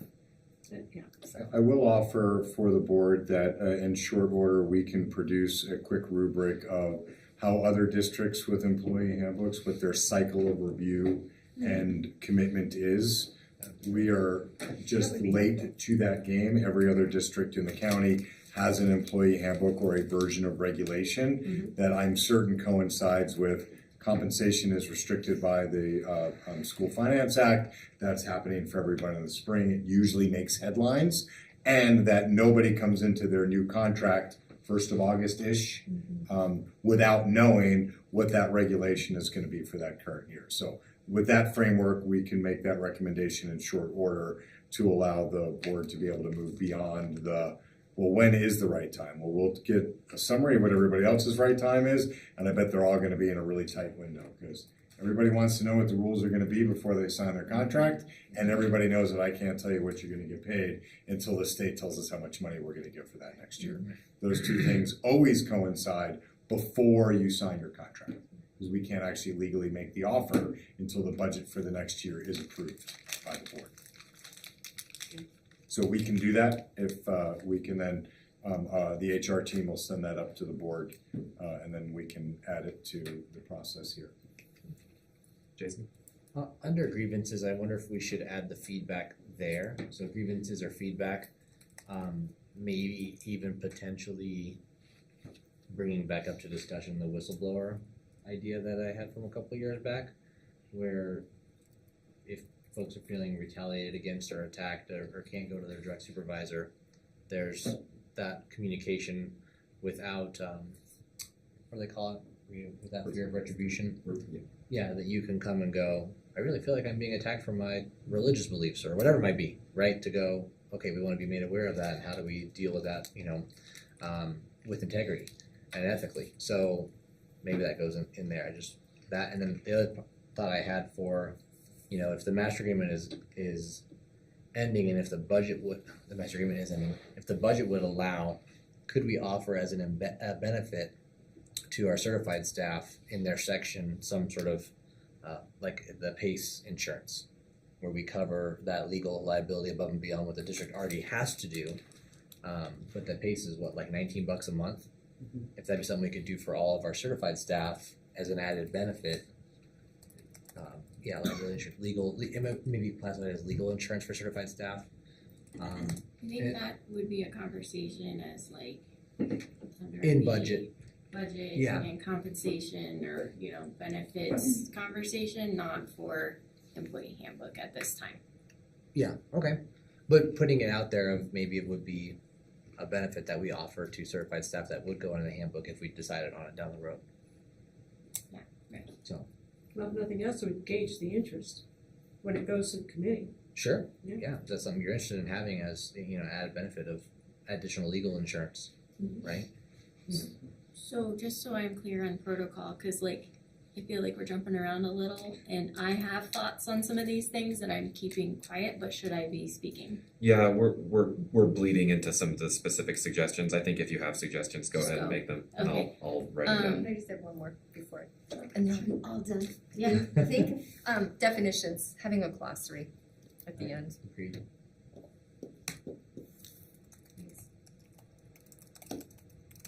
Did we agree on a table of contents? No, but that's a really good idea. I'm just saying, if we're gonna have a glossary, it's a school for Pete's sake, we need. Yeah. We'd have a table of contents. You need a table of contents. Well, see, But there I you have to be feel specific. Yeah, okay. I feel like we gotta lay it out there. Yep, absolutely. Great. Lauren, what are your ideas? So I guess I'll just go down the list. For student discipline, I'm not clear on why that would be in an employee handbook. So if you can explain that to me, what that reason would be. But my inclination is that's not where it should live. Sexual harassment, that's a policy, not in the employee handbook. Grievances or feedback. Procedures with sexual harassment, like if you're experiencing it at the workplace, what's the procedure? I think that would be maybe per policy, okay. what would go in the handbook. Okay. Does that make? So I think any I think that's harassment. a question for the board is where does policy intersect with the employee handbook? Does it immediately say, see policy, Greg, are you here? What's our policy on sexual harassment? AC. Right, so does it literally just say in the table of contents, you go to page 11 and you go to sexual harassment and refers you to that? From a records management and bookkeeping, I do think that if we're gonna be a policy district, that our policies drive our regulations and our operations, and we gotta be careful that we don't overlap or mix and match. Because many of the things on there, we have policy on student discipline, we have policy on sexual harassment, we have policy on grievances, we have many of those So you things. don't want two competing verbiage, right, between the employee handbook and a policy. Well, I just feel like a lot of what the policy team does right now is when we make one thing, we then spend weeks correcting the several different cross-reference documents in there. So maybe that's a guardrail that we put in place where we want, we do not want duplication of policy, and that policy is overarching. And so the committee sort of check that. We just need to be able to communicate that so that folks know. Yeah. Which is the handbook. How do we make sure that they understand for sexual harassment sake that we have a policy on that, so you need to go to policy? And I don't know the answer to that question. We can handle that. Perfect. So then going back to the grievances, how was it worded? So I think, like in my mind, if you are having an issue in your school, you initially go to your manager, like your principal. Like I'm just thinking in any other industry, how does this work? If you're having an issue, you go to your manager. If you're not comfortable going to your manager, you either go to their supervisor or you go to HR. And so, like I'm fine with us spelling out that so people know, but I would like it to be very strongly encouraged that you need to handle it at the lowest level possible and then start raising up that chain of command. And just encouraging, like, your school is your people. And we really want you to be able to work well within that realm and to succeed there. So I would shy away from, I don't know if grievances is the word I would use. Just like if you're having issues or complaints or, I don't know, it's just got a connotation to it that like it's, I've been wronged and not so much of solution focused. So solution oriented. I don't like what's happening. How can I work with my people to fix it? Feedback. Lauren, do you have any other ideas or suggestions or things you want to? I'm just going back through Julie's and other people's, what they've, if I have any comments. No. Okay. My understanding is we're not doing meet and confer or joint council anymore. We have an employee group now where, and we're going to encourage, like if you're seeing things in your school and you want to raise it, you bring it to your principal. You bring it through, like I said, that chain of command. So, my understanding is no, that's not a thing anymore. Like we've got this employee group and that's where we're gonna, like on a consistent, regular basis, be checking what's happening. And it's not like this one time a year thing. It's more regular. So to your point on employee representation, my thinking is. Yeah, what was the question on that? Sorry. What was your you just had employee what was your question on employee representation? I typed in a question mark as I'm typing in question marks for everything. Okay. As here's a proposal for do we encourage the group to consider this section? Do we want them to be thinking about what that section might look like? So you're just saying employee representation? Currently we have the ESP leadership, we have Exec Pro leadership, and we have teacher leadership. And those people have been empowered to come and negotiate with the board. So do we give our employee groups any say as groups, a protection, if you will, for them to come together and have representation? Isn't that what we're doing with this employee group? Not necessarily. I mean, this year, yes. But if it's not, how do they elect, do they elect the representatives? How do they select them? ESP have, hey Kevin, they have someone who is taking time away from a regular job to serve in that role and represent over 1,000 people. We have Exec Pro person who is receiving a stipend himself to represent his people, if you will, or the Exec Pros, and have conversations around benefits and work hours and compensation. And of course, the teachers through the master agreement and their area representatives, and the negotiations and IBB process that they have had with us. But if you don't have somebody who is part of CSEA and you have another person coming in, and I know that this board is interested in hearing from the non-union teachers, and that's fine, but each of these groups has come together to elect their representation. Yeah. And somehow then do we just, never mind? So I think my impression is that has evolved because of the master agreement.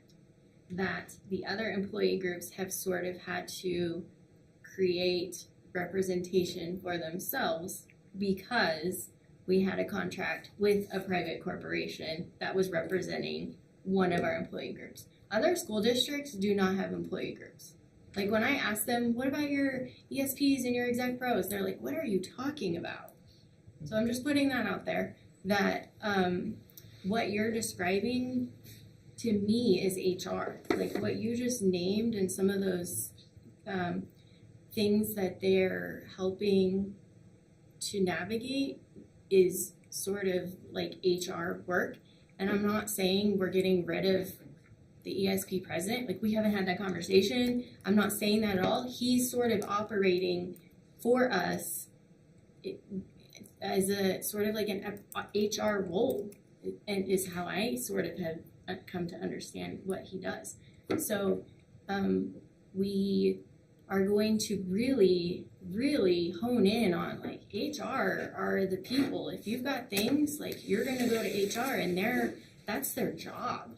Like in other industries or with, that's what they do. And so we're not negotiating. That's not happening now that we no longer have a contract.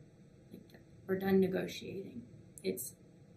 We are operating as a business with these functions, and we want to be available to our staff and provide ways for them to communicate if there are issues and hear their voice. And there's a new thing that we're going to now. So at some level, we should probably address that. Address what? How is the voice heard of the employee? Yeah, I had that on my list too. Okay. Yeah.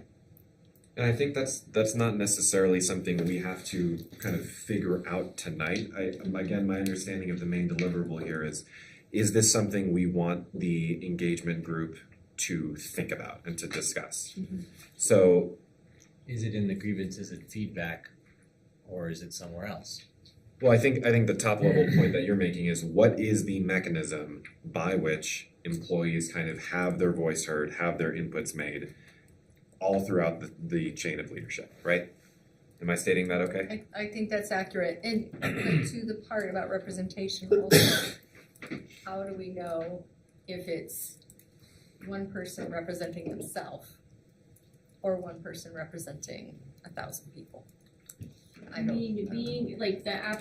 hope that the people that are applying to be in this employee group understand that they're coming to help guide what is in the best interests of teachers, what's in the best interests of ESP, like that it is a bigger picture than just themselves. But at the end of the day, I want the focus to shift to my school. Like my school are my people, and not so much about my employee groups. Like, how do we make sure our school is thriving and that we're meeting the needs of our kids?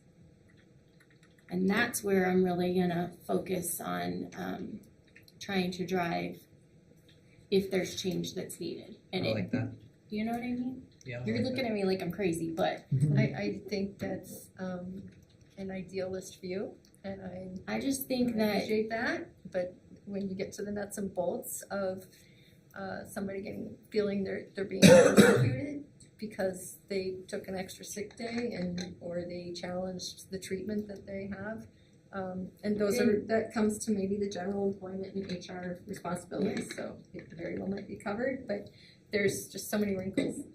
Or it's the whistleblower. But I mean, like in any job, any job, if I feel like I'm being persecuted, if I'm working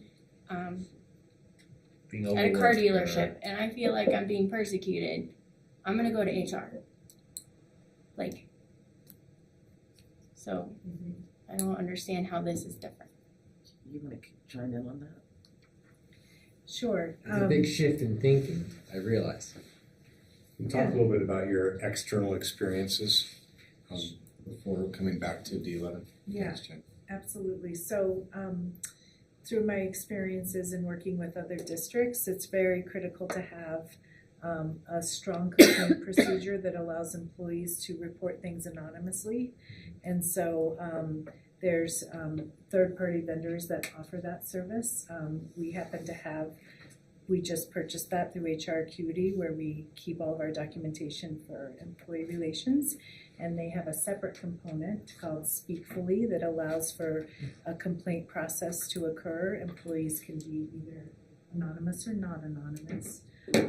But to Director Nelson's point, if it ever gets to like retaliatory and things of that nature, those are definitely, they would have an avenue to file the complaint, and then HR would then take that and be responsible for making sure that the employee is kept whole, and that we investigate it and make sure that we hold those accountable to whatever the investigation reveals. So I think the key component that we are missing here in D11 that other districts do have, in my experience, is just that formal complaint procedure and allowing them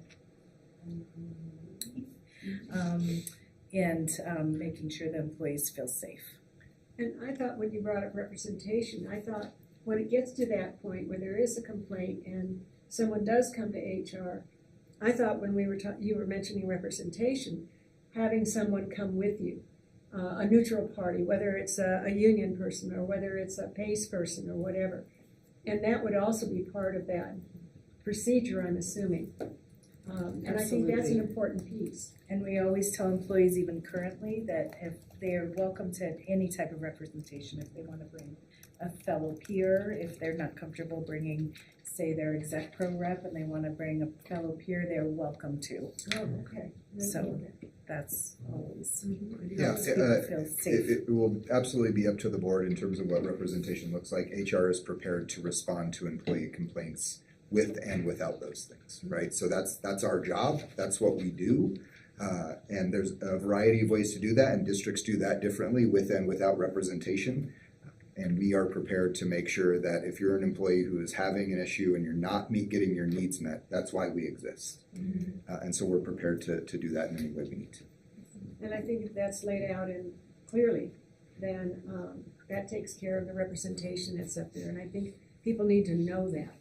And I'd like to go to negotiation. And so when that went up, I was thinking that we were talking about input and feedback when during the process of building the budget for the next year. Is that what you meant? Or whoever put up negotiation? I don't know who did. Yeah, that was me too. Yes. So do employees get to argue their case? Or is this group supposed to do that for them? Yeah, and that's my question is, so when we go to put in the past practice has always been that this is what we offer, this is what they offer. So in that negotiation piece, under this new structure, are we going to maintain the employee engagement group to say anything, or are we going to develop our budget and as a board take the responsibility of proposing this is what we're going to do and then vote on? And I don't know. That's the nitty gritty. That's that I would like to clear up. So on the presentation slides, we have that the employee group is to help do the employee handbook, to dig into any survey data and insight, monitor feedback cycles, and then develop, additional word and recognition opportunities and discuss resource allocation. So there's previously not been anything about they're going to help figure out compensation. So other districts, we figure out what this SFA is going to be, administration, the staff finance team is, here's what we can afford, and they bring that to the board, and then the board figures it out and decides it. And it is just, here's staff, this is what you're getting. And there is not really. And so would that be addressed somewhere in here? It wouldn't be negotiations I then, mean, would I that be think addressed it's somewhere else? to your earlier point Maybe that you compensation. wanted a statement that said the board will determine compensation in the spring when School Finance Act information is available. That sounds great, okay. I'll make one more comment about representation. And maybe that's part of defining this group within the handbook itself. How do you apply from year to year? Is there a rubric for the skills and qualifications they're looking for? But what is the process for serving on this group as representation then? If that's what it boils down to, this is the only say that employees are getting, then how do I be a part of that? It's not the only say. Yeah, Then we need to talk about that too. I mean, you have the ability to, Complain. here's the disconnect. It is. I knew that if I had, when I worked with my fellow teammate in the science hall, and I said, Nicole, by the time we do this, the district wants this, the district wants this, we gotta do the data, we have only got 15 minutes of plan period. Let's go talk to our principal. And we go, hey, John, Nicole and I have been looking at everything you're asking us to do. We got and he'd be like, I didn't even realize you were burdened with that much stuff. Let me go see what I can do. And sure enough, my principal fought for me without my union and came back and said, let me take a couple of these off your plate. Can you do this every once a month? And that's how it should work. Mm-hmm. And then you do have to address the one-offs of the principal doesn't like me or the whatever, right? I stepped on his toe one day and he never forgave me. I don't know what it is, but you gotta move on. That's. To your point though, so you knew or were empowered somehow to talk to your principal. So we have to put that in there. Yes, your principal feels he can go and represent, or she can go and represent the employees and bring it to an area superintendent or the superintendent himself. But how does that happen? How do we communicate that we want people to be problem solvers? Right. And I know that some of you think collaboration is a bad word, but I don't think anybody thinks that's a bad word. I don't know. I think there's different definitions. That's probably true. So how do we, again, get our employees invested in improving their school? And if that needs to come to the board with, I can save the district, $1 million next year by doing X, Y, and Z, or we could really improve our students' outcomes by doing ABC. How do they bring that to us? There's how do we even ask them? Do you all have Feedback ideas? and recommendations, it's in there. So maybe, because I had that on my list too, like voice, how do we make sure staff know that if they have something, go to your, because this is sort of a shift in culture. We're having to sort of shift the culture of how we've been operating, and I think maybe we could ask the superintendent to come back to us with, here's our communication plan on how we're going to, in the next 6 months, address that. We know that we need to shift the culture and encourage people to, work with their principals, or HR is always available. So we're gonna plan to send out a communication piece once a month, reminding people. I think we just sort of could today identify, there might be a little bit of It's a culture shift. work we need to do, and now we task the team, can you guys come back to us with some ideas on how you might address that? Does that sound reasonable to you all? Yeah, It's a it culture is. shift for sure. So it is getting pretty late, and this is, the development of this is going to be a long process. This is not the last time we're going to talk about this. Could I make the suggestion? We have some changes here that I think are pretty straightforward, the welcome session, table of contents. And then there are others where I think both as a board and, the staff, the question is kind of complicated. We want to know what other districts are doing. We want time to think of it ourselves. So my suggestion, if we're okay with it, is I want to just run through the list real quick. And if it's something that we feel like is straightforward, we want the group to, to work on it, we'll just do that. And then we can flag places where we as a board need to have further discussion about it, or places where we want the group to have some discussion about it and bring us options. How is it done in other districts? What is past practice in D11 that you like? What are some things that you would like to see? What are, as we said at the beginning, what's your feedback and input for this particular point? Does that sound okay to everybody? Mm-hmm. Okay. I'm just going to start at the top then. Welcome section. We're all happy with that? Mm-hmm. Okay. Table of contents. We think that's a useful addition. Mm-hmm. Okay. A definition section. Are we happy with that as well? Okay. Employee evaluation, discipline, student discipline. So the evaluation process, some of this is determined by state statute, correct? And then there are other pieces of this, I think, that are specific to District 11. Is that right? And their employee classification, if they're certified staff or ESP or Exec Pro. For evaluations, even? So at least to me, this feels like it falls under working conditions. This is the kind of thing that at least me personally, I think falls under this, employee group, please do not touch this for the 2025, 2026 year. Okay. How do we feel about that for evaluation and discipline specifically? Well, the state sets our evaluation for certified teachers, so we're developing that in the PAC committee. So that's kind of already laid out by the state. But it's not for ESP. We don't have any Exec Pro, so it's different. Okay. So for ESP and Exec Pro, can we as a board get a consensus that this falls under working conditions? We're not touching this for 25, 26. No, that's fine. We're happy? Okay.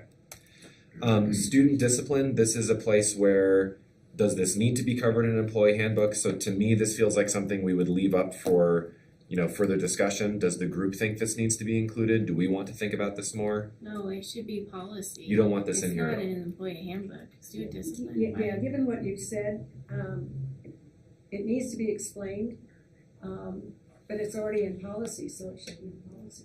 Do you want to link it to a specific policy if it's going to be online?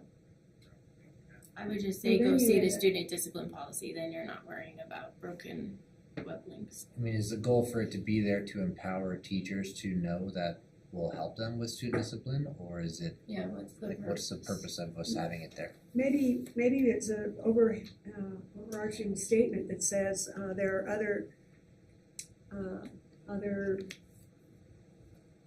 criteria that please check policy, and then you don't end up putting student discipline C policy, whatever the policy number is, and then when that changes, then you've got to go back and change it in two places. So maybe if it's not covered in your handbook, check policy. Just as a Maybe in blanket? the addendum, have the policies explained, or not explained, but listed. So student discipline would come in that appendix, and they could go to the appendix and look it up. Or find out where to go to look it up.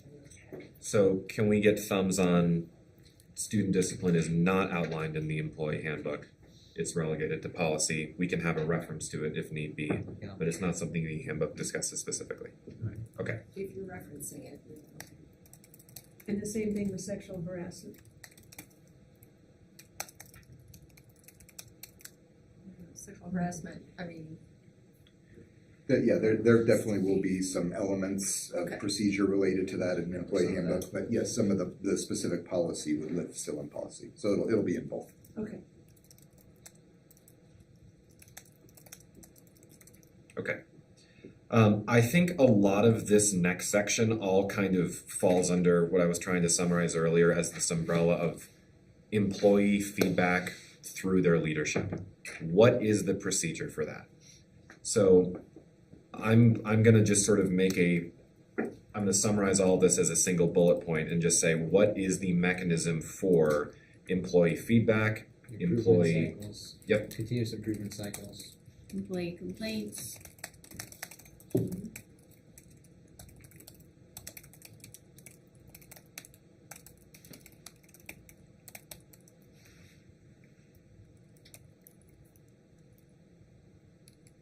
I like what Jason said of improvement cycles. Improvement. Okay.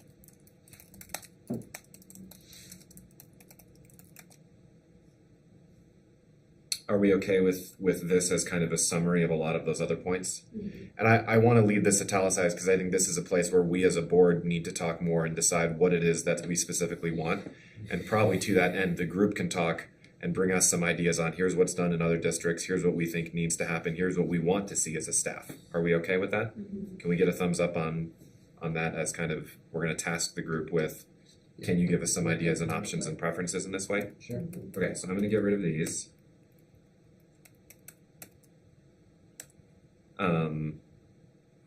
Termination, we're happy with that as a new section? This is just part of that. Yeah, so we're happy with that as an addition? Resignation, retirement, termination, okay? Does that fall under discipline? Yeah, maybe termination should be under discipline. Where is that? And is that just like a description of TECTA for the certified teachers, or is that? I think it needs to stay with procedures personally, like what. Should we spin this off into its own heading like this? Yeah, that sounds good. Yeah, that's Okay. Compensation and benefits proposed, move this early in the document. That makes good sense to me. I kind of agree that's a large part of what people are going to want to see.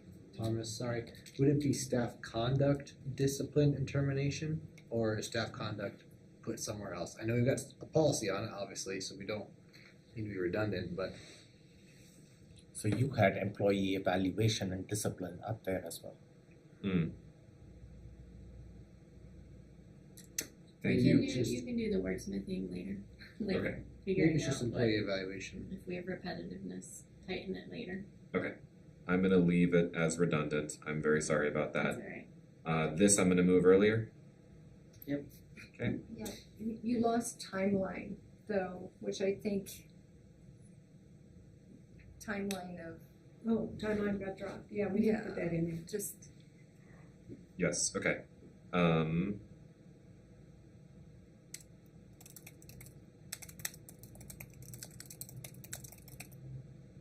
Something like that, under procedures. And statement that the board determines compensation when the School Finance Act. With board disclaimer or something like that, with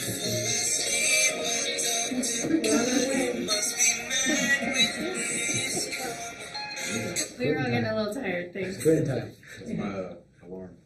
Go to bed.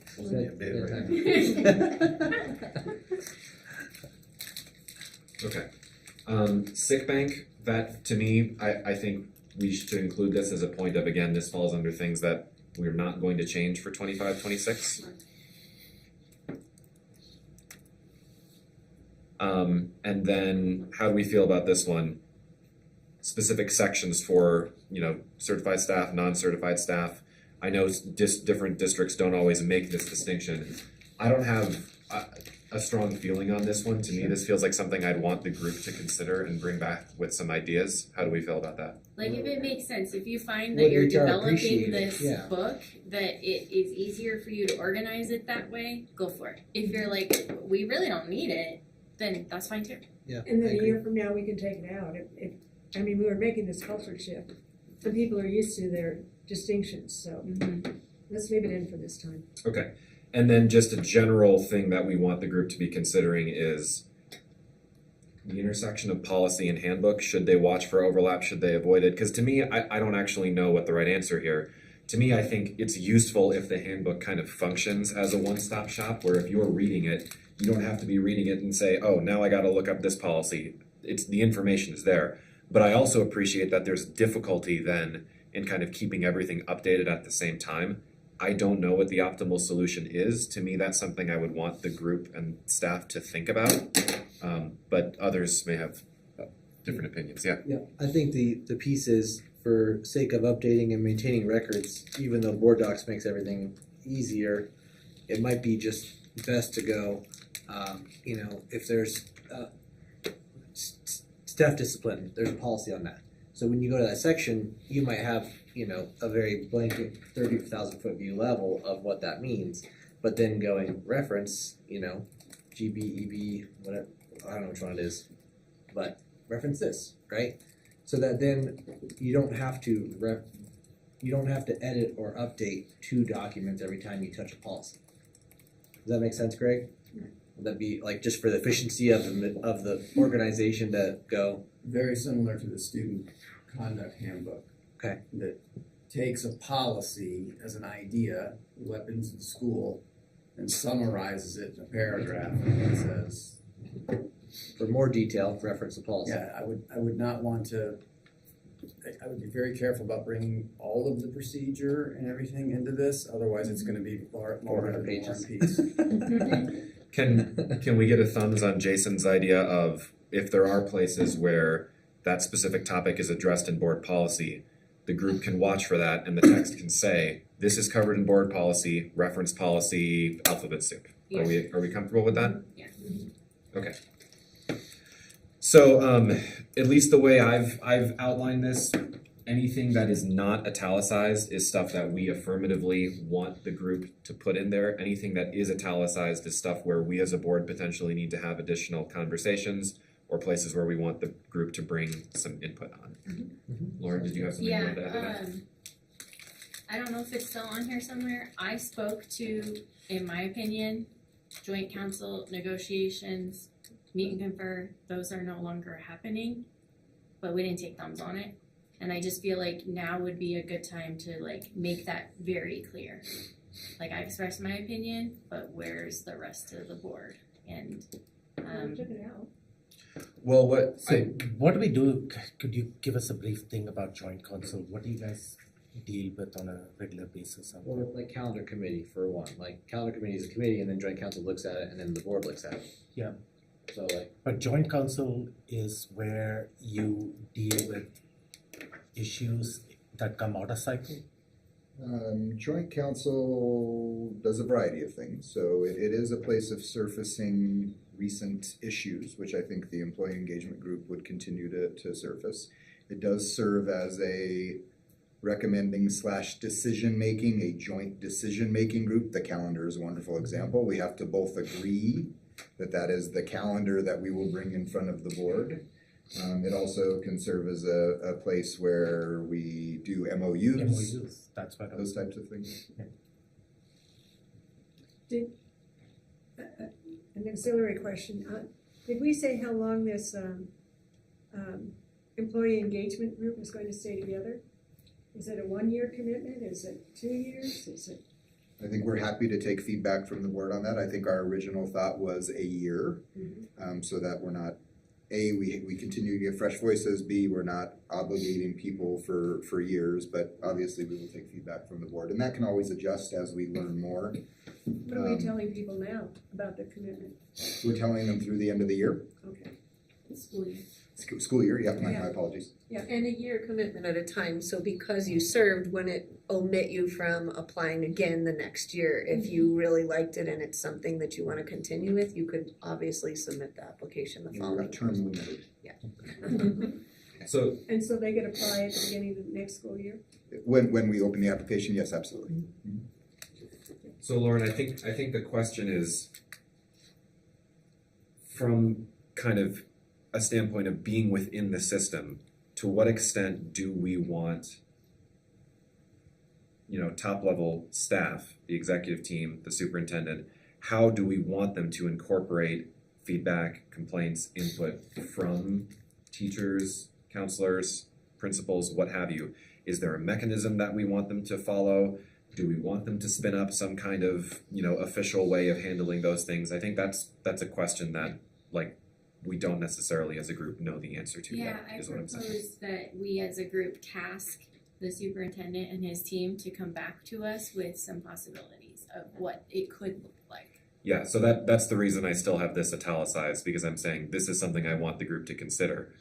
Sorry, what is the specific mechanism within the system for employees, elevating feedback, for employees working through complaints, for whistleblowers, for providing some level of input towards improvement to the district, to procedures, to changes to the handbook, potentially to compensation. I don't know the answer to that. I'm saying this is something I want, we're gonna task the group with actively I thinking. agree. I like when it comes to that. That's what I'd like. Let's get some ideas on that. Does anyone have any last suggestions, thoughts?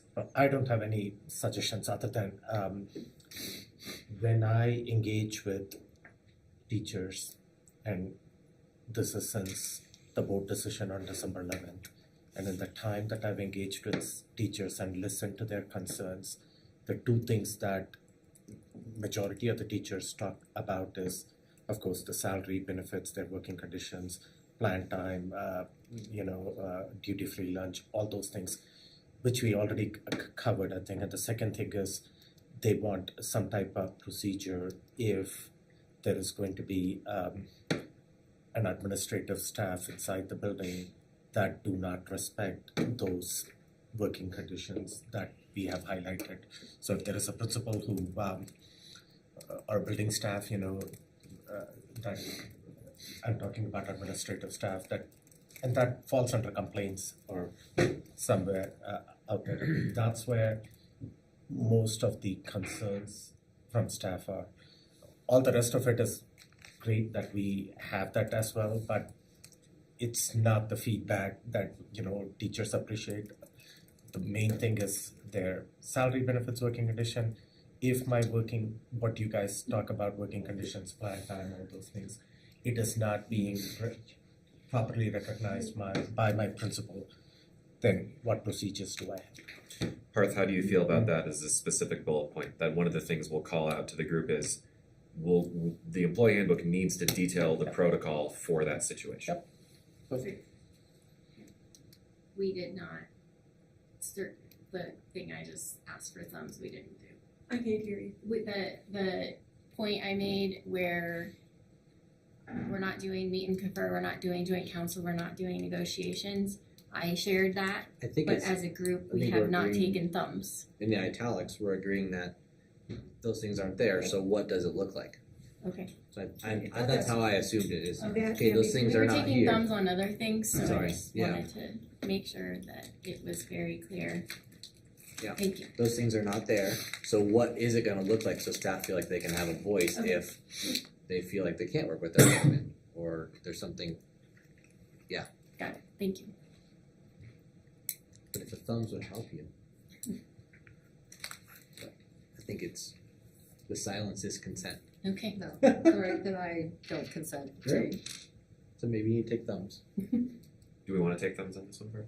On Oh my gosh, just take thumbs. Thumbs on that topic. Thumbs on Lauren's suggestion. thumbs on. I don't know what we are taking thumbs on. But You might want to find out because it's kind of important. okay, We're no longer doing meet and confer joint council negotiations. Julie had added that in, and so I guess we're saying, nope, we're not doing that, taking Well, thumbs. joint council might be something that Brandon mentioned as having, or it might look a little different, so. Well, I think it's this employee group now. Is What takes its place? this Yeah, the employee group? I don't necessarily want to take thumbs on this because I think part of what we want the group to consider is what is the mechanism. So I don't want to rule out something like joint council until, the group has come back and said, here's our proposal, here are several ideas that you could consider. Like to me, I don't know that I want to settle this one tonight. I appreciate that because I think that our employees would be surprised to find out that here at nearly 9:30 on a night where we did schedule a work session, but we haven't necessarily opened up the conversation that we are going to do away completely with meet and confer employee groups and any representation by those groups. I think that's kind of important to do a little bit more openly from the dais, even if it's just the thumbs up there. So I'm all for letting the conversation continue personally and asking for that input. And to that point, and like, we don't know who's going to serve on this committee. And I don't know that we're guaranteed yet that it will be the employee group leadership. I see how many vacancies we have here, but I don't know if that includes the people who were elected to serve by the people who are in the ESP and exec pro roles and teachers for that matter. So that comes back to representation and how do we know who's gonna sit on this group and the rubric for this group. So I continue to be concerned about that and it got away from us too, just like Lauren's question, which we should come back to right now.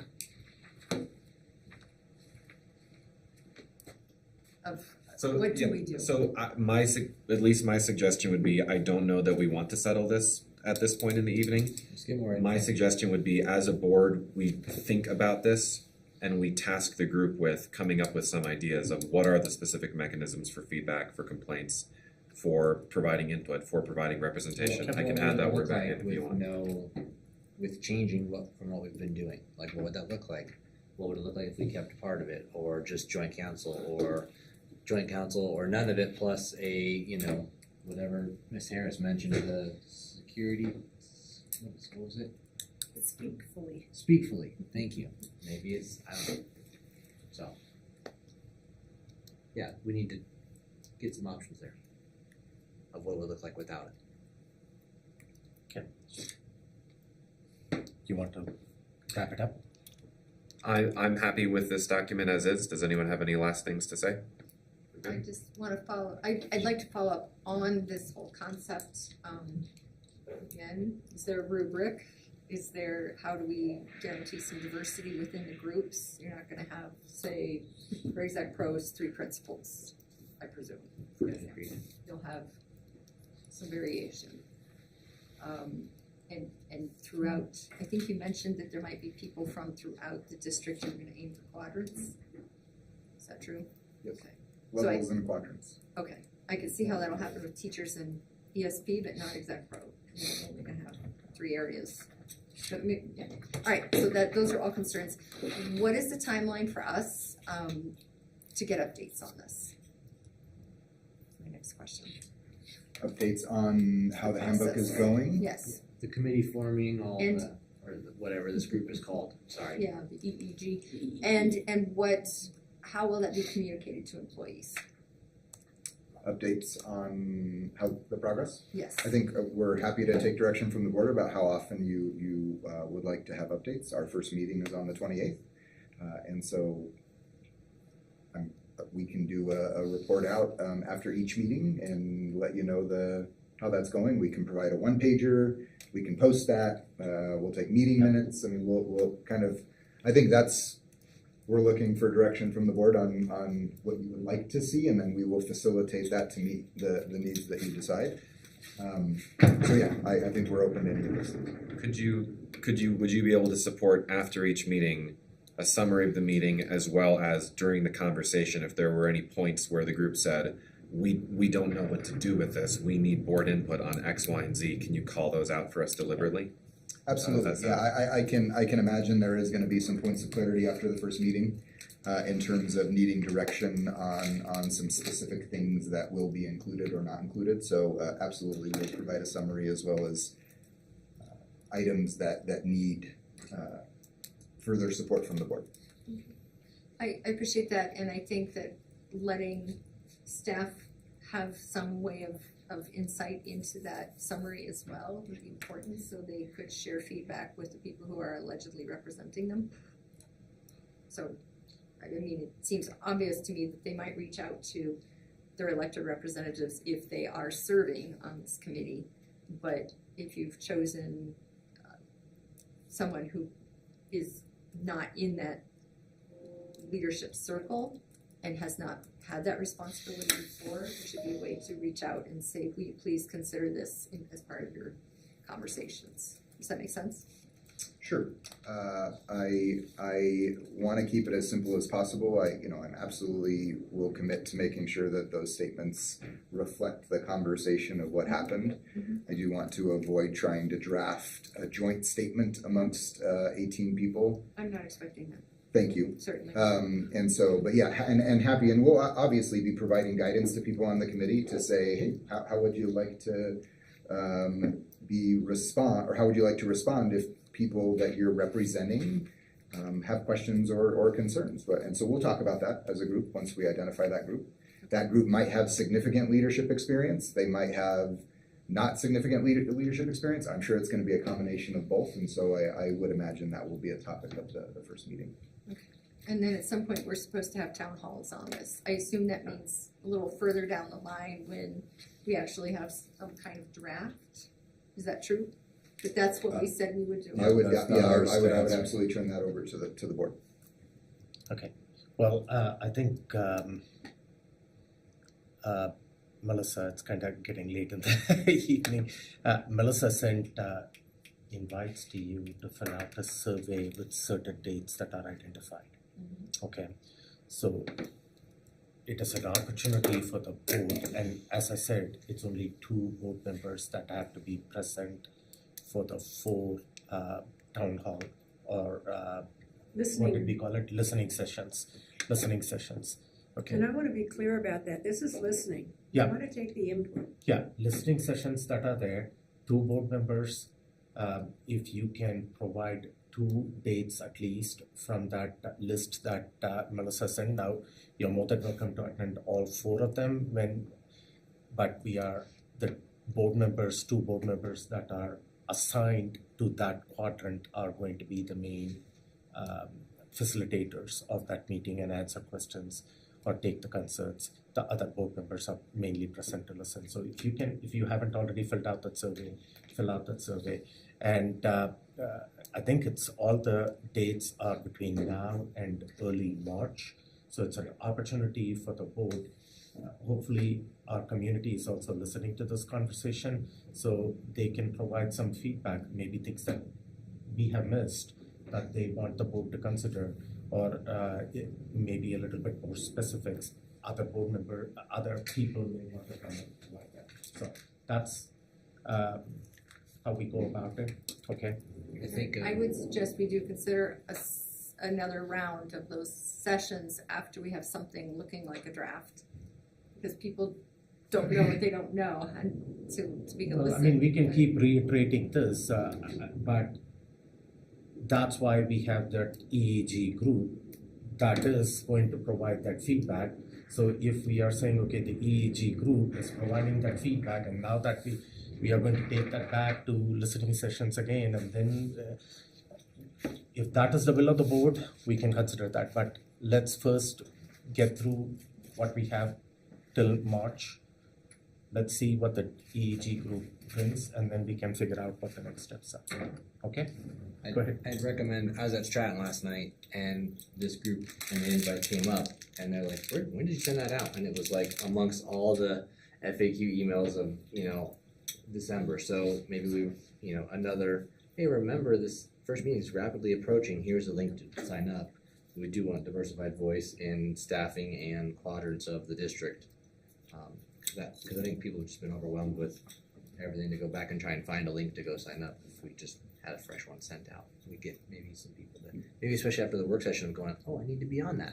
We'll send it again, and it's also posted on the website, so if anyone's watching right now and you wanna go find it, they can go to the website and it's there too with all the information. Under the school board tab, or? It is not, it has its own, it's EEG, if you just search that on the website, but it says, or it's d11.org/ employee engagement group or something, there's a URL exactly for it, but we'll include it in the Our email website's that we so send big, out so I again. always I have to know. ask, like, Yes. where is it on our website? Yes. Okay, thank you. Mhm.